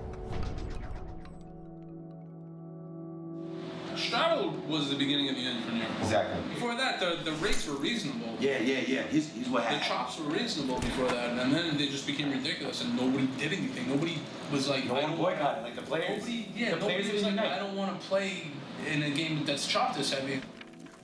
I get a job at Straddle because like now my stash is dipping low. Objectives, my goals with Avery have now shifted, or my expectations of myself, or what I'm gonna provide her, from $1 million umbrella to an education and, you know, hopefully surviving to see her, you know, achieve a college degree, you know what I mean? But sometimes vice, or your vices, take a hold of your best intentions and destroy it, rips it into shreds. And there was clubs, you know, allegedly run by mobsters, whatever. I never played in any of those clubs, so I never felt that comfortable. So Strata was on 35th and 3rd Avenue, and that place was disgusting, bro. Not that it matters, because they realized that to make money, you didn't have to fucking have the decor, the ambiance. Yeah. You just had to have the game. Yeah. You know? And the fucking place was packed. Every day. Unbeknownst to me, allegedly, we were protected. Now, I never knew it. Like Kaiser Soze? Right. Now, I never, knew what that meant, really, or B, could even believe that that's even possible. I start to hear stories about them getting police officers or dirty cops to shut down other clubs. We're ready. You take the whole page down. We guarantee you got 50,000 there. Take the whole fucking thing, keep it, and give it to this, and I won't ask for it. They were little thanks. Got a penny. And I just didn't like their style of doing business. So they were gonna open up the Fairview. I said, okay, I'm gonna leave, because the way your style is different from my style. I leave and I go to do my own spot at 61st. Kev did not follow me. He stood at Straddle. I say it's a strap. Because he's just still where the money's at. No. If it's not broke, do not fix things. Keep going. We never got raided. Police come upstairs, tell everybody to go home. The cops showed up one day, and just uniformed guys, and they walk in and they see what's going on, and they don't know what to do. The chief of police showed up with the guy who stands behind the mayor. They make the guy who ran the place sign a paper to say, when we walked in, there was $42,000 in the drawer. And when we're leaving, there's $42,000 in the drawer. We didn't touch a thing, and we're all leaving. Right. And they all just left. Right. And we got back to playing. To witness this happen, where everyone shows up, and then everyone just walks out, and nobody gets arrested. I'm like, holy shit, maybe they are protected. So let's catch everyone up to speed. Now we open up the National/Dragon Room. Let's call it the National Club on 61st Street. Fairview Club is open up, and the Strato Club is open up. These are the 3 clubs that are open. So I deal one night, and it's packed. And I hear the fucking door get kicked open, and 2 guys come in with guns. Everyone get on the fucking floor. The place goes silent. Everyone gets on the fucking floor. They go straight to the big game in the back, 1025 no limit. There was about 100 grand on the table. They take everyone for their fucking money. They hit the fucking pockets. One guy goes after the cage where all the money's at, and then another guy, I guess, is making his rounds at the table, like watches, jewelry, money. Everyone put everything on the table. These guys were coming in, they're pistol whipping Celso, they're robbing the place. I call the cops on myself. Why? Because I don't want anyone to get hurt. God forbid somebody die. At a poker club that I own, I gotta live with that for the rest of my life. It's bad enough that these guys are coming in here, it's violating. You know what I mean? I only thought I saw this in the movies, but no, I'm getting fucked in real life. You know, this is a lot of pressure that I'm putting on myself to earn a penny. This is why. I'm scared out of my fucking mind. I think I'm gonna get fucking like Jack. I buy a fucking 9mm silver Taurus. Bought rubber bullets for it because I was afraid. I don't want to kill anyone, I just want to put them down. So I had this gun for all of about 72 hours. I buy the gun, I get rid of it, because I said, I don't want to be in this kind of business, and I don't want to be that kind of person. But, you know, I saw that this was now serious. A month later, I'm on the floor, and I get a phone call. They're coming in a half hour. I'm like, what? How's this possible? What should I do? He says, cash everybody out, close up. I try to cash everybody out. The cops came in 6 minutes, because as it turns out, when I told everyone we have to close, that we're getting a visitor, the guy got on his phone and said, they know you're coming. Right, they went faster. And they came right away. I told Edgar, don't do no business with that fucking guy. What was his name? Steve, whatever. Steve Jackass. No police captain is putting his career on the line for some jerk-off big mouth that he met in Atlantic City in a poker game. The guy was a fucking asshole. I told you many times, something's gonna happen. And it did. Listen to the ha-ha.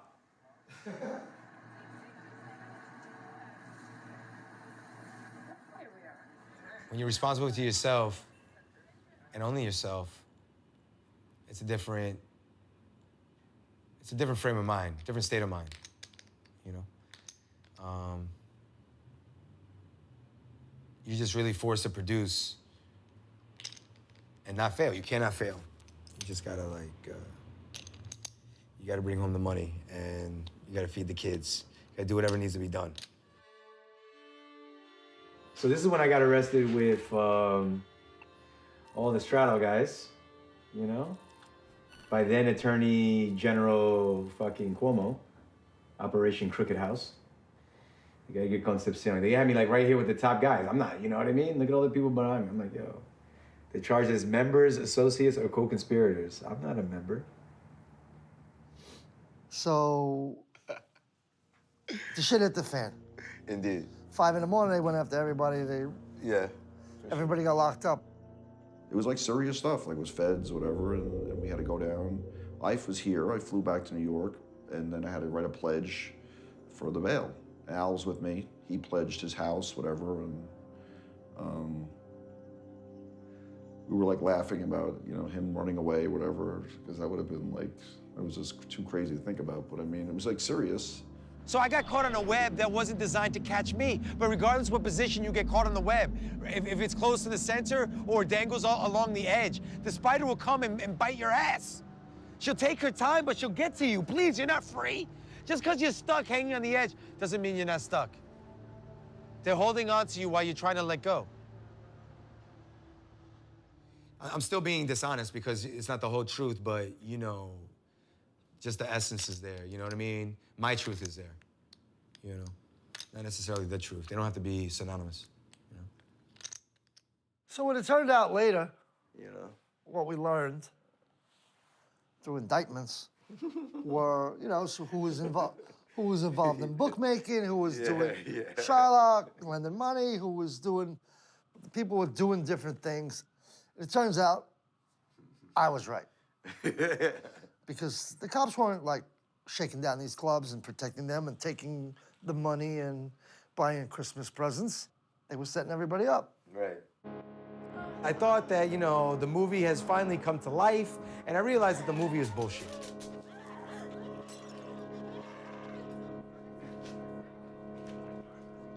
I guess the guys that didn't get indicted with the you people, they wanted to give it one more go, and they decided to open up on Fifth Avenue. Right, there we go. Now I think this is where poker took that downturn. But my shit is when Frank got killed. He's like nice guy Frank, bro. That's what I call him. He's the nicest guy in the world. He was a teacher, quit his job to take care of a special needs kid. They come upstairs, you see guys get off the elevator, everybody, they got on ski masks. Like, yo, that's it. Everybody on the floor. So the night Frank was shot, the guys came in to rob the place. I was way in the back, in the 11th table. The place was packed. You know what I'm saying? They said, everybody take off their watches and pull out their wallets. And the guy stepped over Frank. Boom! He was walking and He was walking and stepped over Frank and boom! Right on the side. Oh my goodness. I said, oh. And I knew he was shot, but I didn't know how bad at first, you know. And then the man turned the color that I never seen in my life. He turned like greenish. So I went up there and I started to see where the guy was shot at and everything, and went through the back, and I stuck my fingers in his back and tried to grab the artery to stop the bleeding, and the other guy was doing compressions on him. Everybody else was running out of the joint. I'm used to being in those circumstances as a Marine. So I'm trained for this. So the other people that ran the other way, I have nothing against them for that. They're not being cowards, right? They're just not usually able to handle a situation like that. One of the employees that worked there goes like this to me. He says, hey, why don't you take this is while the guy's still alive. He goes, hey, why don't you take the guy and throw his body around back by the garbage so he won't be found in here, so we won't get closed up. I looked at him, I said, this guy's still alive, you fucking asshole. I said, if you don't get the fuck out of here, they're gonna find you body by the garbage can. And it's sad to say that, you know, there was some parties that were like, listen, we need to get this body out of the club and onto the streets of the club to protect the interests of the club. Have we lost our fucking humanity? Did we ever have it to lose? Your humanity is a fucking measure of your empathy, you know? 2 men were convicted of murder Wednesday in the shooting death of a New Jersey math teacher during a robbery gone awry at a Manhattan poker parlor. I hope they get the maximum prison sentence, the tearful widow of victim Frank DeSena said after the verdict in Manhattan Supreme Court. I hate wishing such bad things on anyone, but they brought this on themselves, said widow Christine Jones. There are no winners. My husband is still dead. But that shit killed everything in New York. Like, there was no more 8 tables, 10 tables. Them spots all went to shit because everybody was scared. You know, nobody want to die in a poker club. Made it dark. This is my new weapon, this camera. I was preparing myself to go to jail. I didn't want to have anything to do with the business. I shut the fucking thing down and I wrap it up. Nellie and I just got married.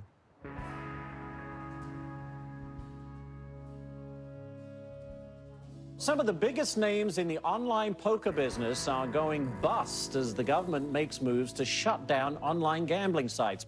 I was really disappointed, of course, as were millions of people, as was the London Stock Exchange. I was really disappointed when they effectively shut down online poker, too. If you happen to be one of the 1.2 to 1.8 million people who went to one of those 3 sites, your money's frozen. You're not going to be able to get it for quite some time. If you get it, the federal government's trying to get $3 billion in forfeiture from those 3 sites.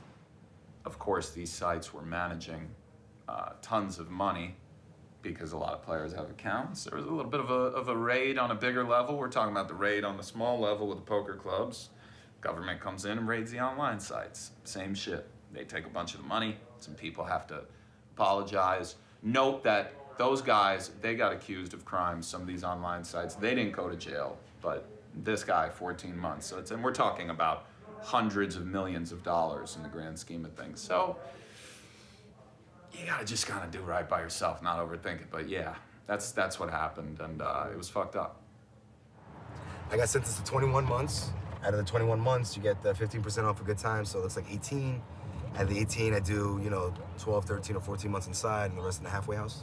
It'll be a good experience. I always wondered what it was gonna be like when I was dead, you know what I mean? So this will give me that kind of, open that window for me to see, how everything act, and everything's gonna keep on going. I am not that important. I used to think that the sun rose and set around me.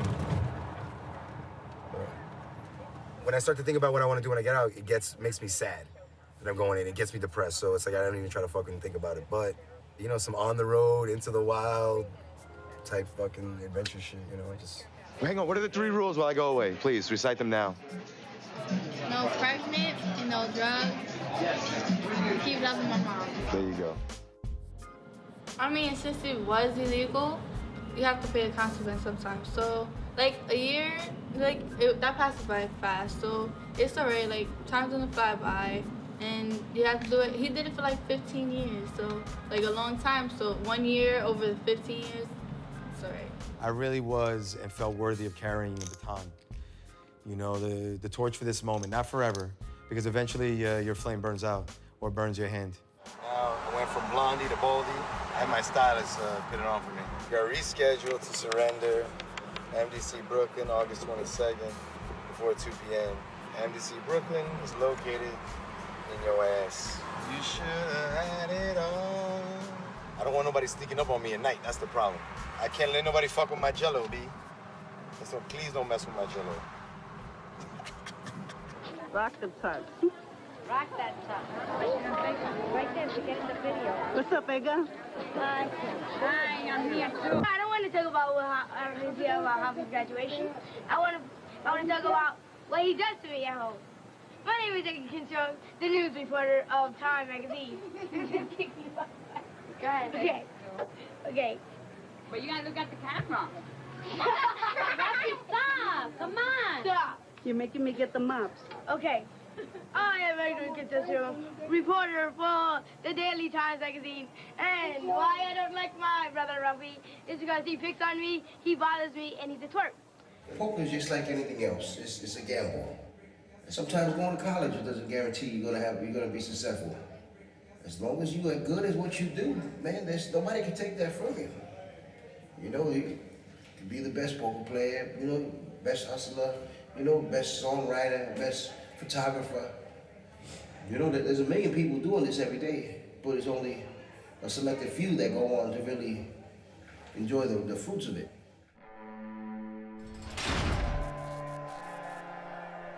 I was under the impression that Brooklyn MDC was a transfer station, meaning that I would go there for a week or two and then I would get shipped to this camp. This fucking Orange is the New Black, fucking tennis, Spanish classes, yoga classes, camp in fucking New Jersey or Minnesota with fucking greenery. Negative, okay? I went to maximum security fucking prison in Brooklyn. And it's not like the jail experience, because the jail experience, you're going home.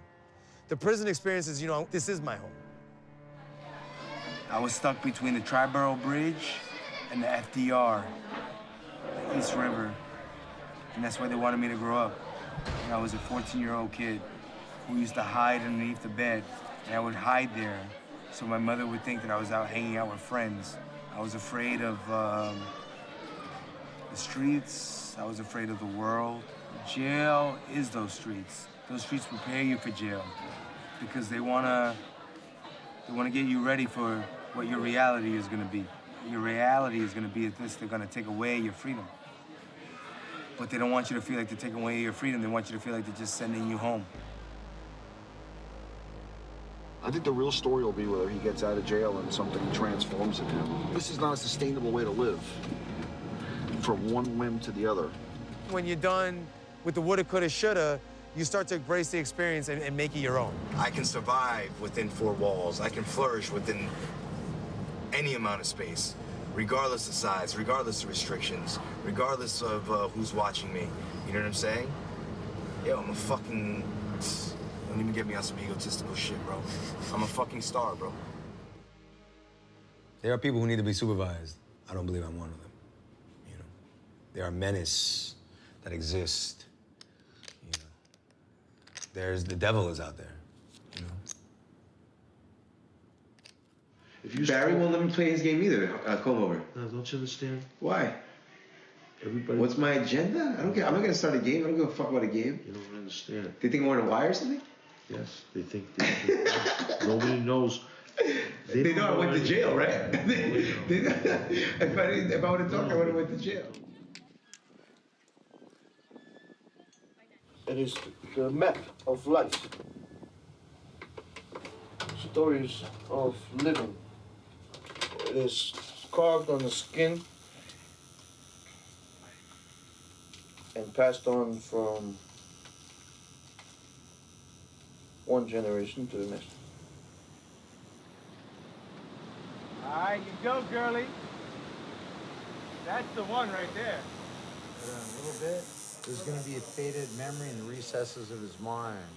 An image getting captured where you can remember to a certain point the sensations, feelings that are going on now. They're only going to be a part of his history. It's going to be something that's sitting way back there later while this is permanent.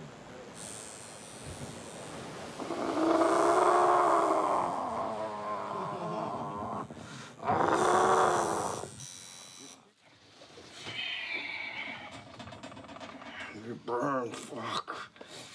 You'll feel better. Read. Eli, that's one of the most painful places to get tattooed in your section.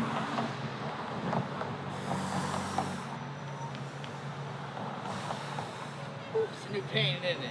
It's a whole new pain.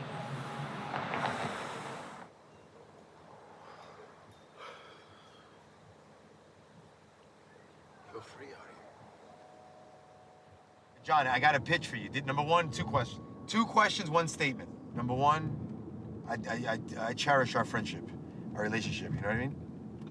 Thank you. You know what I'm saying? It means a lot to me. Number 2, did you see my movie? I saw the movie. You shot today like a month ago. No. We chopped it down to 15 minutes. We cleaned it up because we made it into a sales pitch. But okay, so you didn't see my movie. No problem. Good times. Jewish.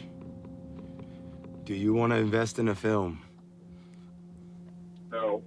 Here's the deal. I'm pitting in $10,000 of my money into this film. That's good.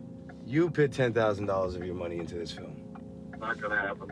Next problem. Together, we create something that is so ugly, people will find it beautiful. I'm out in LA, bro. I'm out in Vegas, LA. I'm heading to New Orleans. We're pitching ideas for the TV show, and we're raising money. I'm putting together advertisers with content, and packaging it together. I want you to put some money into the film. I want you to fucking, promote and push it and help distribute it. We need additional funding from someone who understands the kind of project we're trying to do. Something Korilla, something fucking, ape shit. I want to take you and the missus out to dinner. I don't have to go. I'll just pay for it. You know what I mean? Unless she wants to watch my movie and give me her feedback, I would love it. No. I would like to see the footage, though. No. In order for you to see the film or the footage, you have to invest. So what's going on at school? School is good? School is fucking Joe. I only had 1 day. Is it? Yes. Your lip, what's on your lip? Something white. Oh, may I have a sip? You had the whole thing. I'm just saying, you want to share with me or no? Take it back. No, I'm saying I want to sip. I love you, what the heck? I only asked for a sip.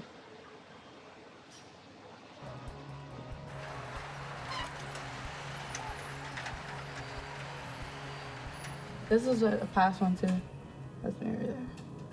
And now our next routine is gonna be pretty dope. Like we're doing a mirror routine. We are each other's reflection. So it's like me and like we have an opposite. So people doing like reverse footwork. It's like the hardest routine we've ever done.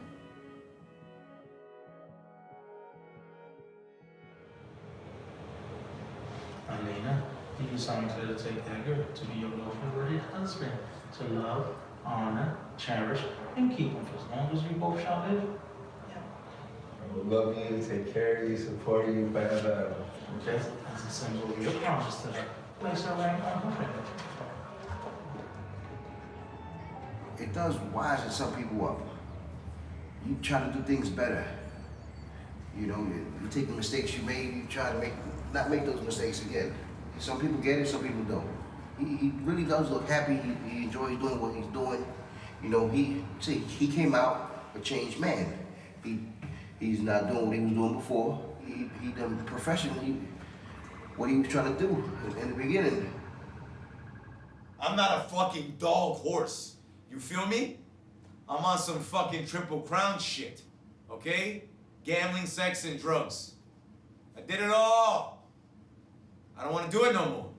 I want to make movies. I want to tell the joke now. And the joke is on me. You know? So, but it was fun, man. You have a camera, use it. You don't have a camera, use your eyes. Yes, folks, we're only dancing. What? Don't let the government brainwash you.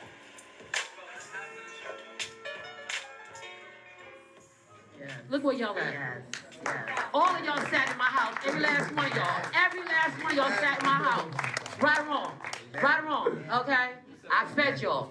I just love the fact that, yo, at the end of the day, I could come here after all of this and see y'all all up there. You know what I'm saying? And you know my wife don't cry. Okay? But I'm proud. You understand what I'm saying? I'm proud. You're like a good broad. Y'all lift my spirits and support my shit. I love you. You hear what I said? Love you, my baby. Yo, we're at the Apollo premiere film I co-produced. I grew up on 123rd Street. So for me, this is like a dream come true. These kids with the limited opportunities, performing on the subway, and then to take that away and to dehumanize them by pitting them in a system for fucking doing a backflip, for breakdancing. Are you fucking kidding me? Very easy to fall victim to a system that's, you know, stacked against you. You just have to navigate to survive to be able to get out alive. Put your hands together for Bobby High, everybody! So listen, they're gonna throw me out of here if I did my regular act. So I gotta hear your hands up. If you want me to go wild in here, I wanna see your hands up. Come on now. If you wanna see some real comedy. All right now. Here we go. You thought that guy was fucking gay. I'm worse than him. Except I'm a gay that can fight. Probably beat the shit out of anybody in here, and then I'm gonna bang them. And if you beat me up, you gotta bang me. So either way, I win. How you doing? You with the camera over there, stand up. You with the camera, stand up. I didn't see you in the production team before. Turn around, real slowly. Now come up on this stage and pull your pants down. I'll stick my tongue so far up your ass it'll come out of your mouth. And I might look at nipple with it. Yeah, you wish you could do that. Super tongue. So February coming up, in 3 months, I'll have been clean and sober for 10 years. Yeah, dope. You know? Dope. Yeah. So that's 10 fucking years hard. clean and sober, 10 years out of the game, 10 years no gambling, 10 years free. This whole poker world is lucky that I found Christ in 2004, my nigga. I'm saying God loves me, my nigga. I'm favored, dog. I live a blessed life, bro. You understand? I love life. I'm rich, nigga. I got a mansion waiting for me, nigga, in heaven, dog. I'll be walking on gold streets, nigga, with a gold crown, be crazy? Get this world, nigga. Nigga can have this shit. I see what happened here. Little love tap. Little love tap, yeah. The best thing is he goes, hey, don't give anyone my address. I said, listen, bro, it's too late. They already got it. No, move. Oh, okay. Oh, I was like... Don't get any of these street names like that, man. I don't know if I'm gonna be whole by the time this comes out. I probably won't be. Three guys fucking caught me as I was taking out the trash. I mean, I owe the money, but... You are the fucking George Costanza of fucking poker, bro. Like, accept it, bro. But you will keep fucking going, bro. You're not gonna give up? You gonna give up? It's what you do. Costanza don't give up. You just find another way. I believe in you. I've been there a few times. Most people only get there once. Listen, you go to the... Some people get there and stay there. Okay, that's cool. In my life, I've been broke many times. I couldn't stay there. Woo, the mountaintop, but I keep baby. trying to get back there. But I've been there. I've been there probably 3 or 4 times. You tasted the milk and the honey. La leche. Y la sangre. I have a really charmed life. You know, I do something I love to do. I'm successful at it, and I'm really fucking grateful for it, man. I want to be as good of a person as I can be because it's just like I I'm not comfortable being like I'm successful, but I am comfortable being like I'm very thankful for the shit that's happened to me, and now I have like a little bit of a new sort of just lease on life. I was a pretty angry kid, you know. I mean, I was fucking, you know. I mean, like, yeah. You got some issues? Yeah, a lot of issues, and I've just let go a little bit. Like fucking, we all have our path. Just work hard, do your best. You know, that's all I do. No, you don't got it, kid. You ain't got it, kid. You ain't got it. He's got it. He's got it. Still holding. Did you fart? Huh? Let one loose. Oh! I blew my shorts on.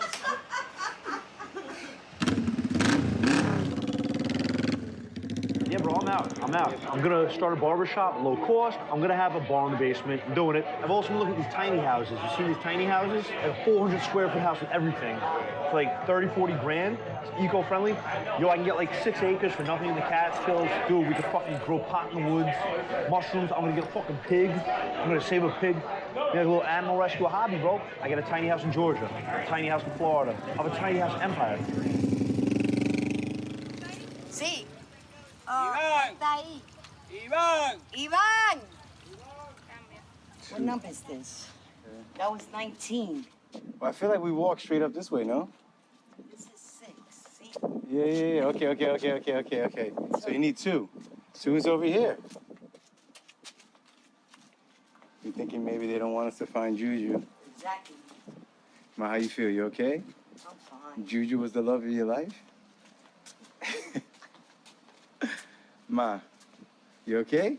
Yeah, I'm fine.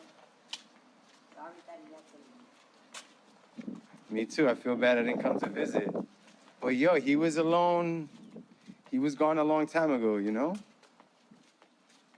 But I spent time with you, you know? You my lady. What happened when I found out Juju died? What I said? I called you up, what I say? Just as long as you don't die. You take it easy. Take your time. We're gonna have a good time on the way out. With you in your beach house. Oh, Juju, motherfucker. I'm inspired. Ma, it's like a cemetery obstacle course. You gotta run from death. Oh, tough mudder. You did it. Cannot wait to be done with this shit. In this constant state of reinvention, you know, you never know what's gonna stick. So you just try everything until it fits. Sometimes it works and sometimes it doesn't. I mean, listen, I try to hang on to what little of the fundamentals of my foundation, you know, where it's just like, okay, try to take a break from all this madness, you know? And the thing is, well, what is this madness, you know? I'm choosing to embrace this shit. I could always just walk away. I didn't have to sign anything. I didn't need the money. What did I need? I needed the validation, and that's bad, right? You want to feel like you're worth something, but you're measuring it in their system. What you're, you know? If you don't value their system, then why are you measuring yourself against it? But I don't want it to see like it was all debauchery, you know? It wasn't all that bad. You know, there was spirituality to it. There was an underlying tone of faith, you know, that if I trust in the process, it would lead me to the other side.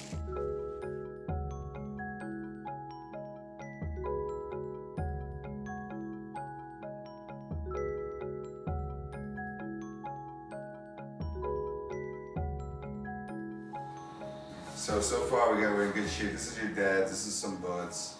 Here's a couple bongs, apple cider vinegar, apple juice, gains, 0. Most random presents I've ever gotten in my life. I got some vitamins here. Why don't you want this stuff anymore? They got a lot of stuff too, bro, and I think it's me and you the same size. And this is stuff that costs me a lot of dough, sentimental value. Your path is crazy. Like, I haven't been on all these adventures that you've been on. Like, I only know, like, every other week you're hitting me up from Thailand or Greece or Italy or, you know, somewhere in Israel or seeing what the rest of the world is about. Hearing other stories as well. And connecting them together. I have no idea how much fun this is right now. Okay, I want to take a picture. But anyway, I was calling you because I'm in town. I'm working on this movie, you know what I mean? So I wanted to try to get some faces together for a little, like, get-together on Saturday. So I'm just kind of calling the old heads, you know? Oh, I gotcha. You know, because Wait, you said you're going to Greece? Yeah. So I'm going to Australia first to see a friend of mine in the beginning of December. I met this girl about a year ago. I fucking kind of like fell in love with her. So I'm gonna be in Greece. She's gonna meet me in Greece, and then I'm gonna see if I could build a little life. I got a buddy who has a boat, so I went sailing with him this summer. I really like it. You know, I'm doing yoga. I'm doing, you know, I'm just shifting my life. You know. Of course, man. Yeah. I mean, that's what it's about. Just trying to find happiness and peace of mind, and you know, fuck the rest of the world at this point. I mean. Poker, it changed, but it's still the same. There's a poker game going on somewhere in a boardroom, in a living room, in a back room. On any given day, like today, on Tuesday, I would say at least like 5-6 games going just within New York City. I'm not talking about even Brooklyn or Queens. It could be something else going. These places are all over. These places never go away. I'm sure there's a dozen underground poker spots in the city at any given time. I don't know if you know the rabbi with the lobster. The rabbi and the lobster. The rabbi says lobster doesn't grow unless he sheds his shell completely, and it's to hide under a rock until his shell grows back completely into the size that's suitable for him. So he was this small, and he has to shed the completion and then grow, and then shed completion and then grow, and that's what we have to do: shed and grow. Just got rid of the storage, lighter. My wife just got her apartment in Brooklyn, light her. Just called my landlord, shut it down, light her. I'm so excited. She's gonna take the things she doesn't need. I'm breaking everything down in these 2 bags. I'm looking at these 2 bags. I'm like, okay, I need to move with these 2 bags. This is how I need to operate. So I'm gonna narrow everything down. 1 yoga mat, 1 set of rings.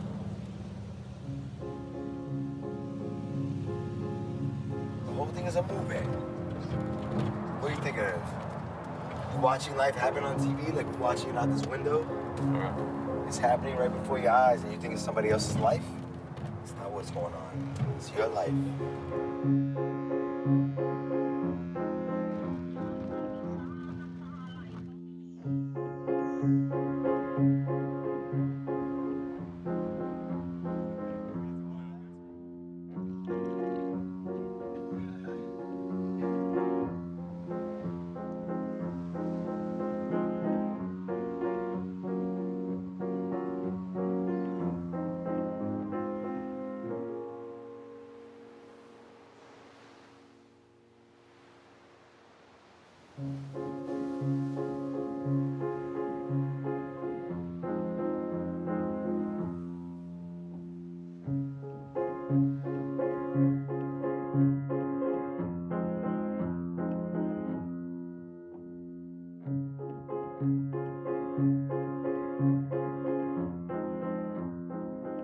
I need to stop with this fucking weird because I can't eat normally. I want to eat with no fear of eating my fucking lip. Right? So all this shit is so fucking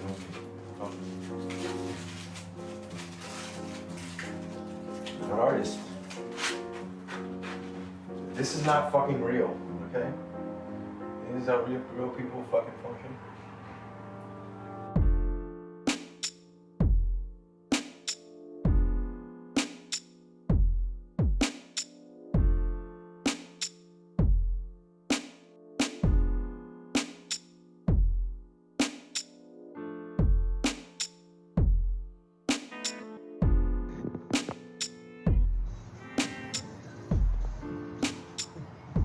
Juju shy.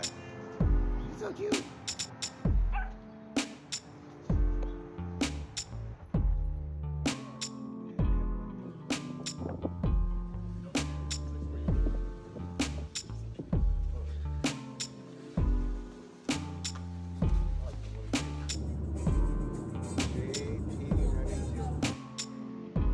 Life is bootleg.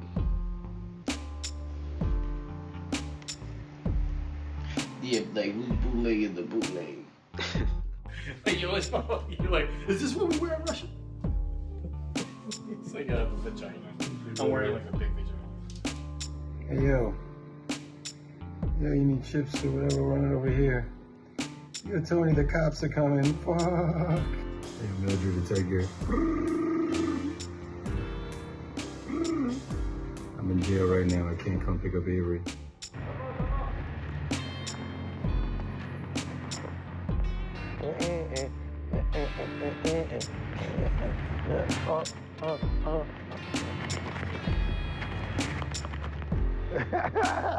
Let me see what you got in this thing. What you got in it?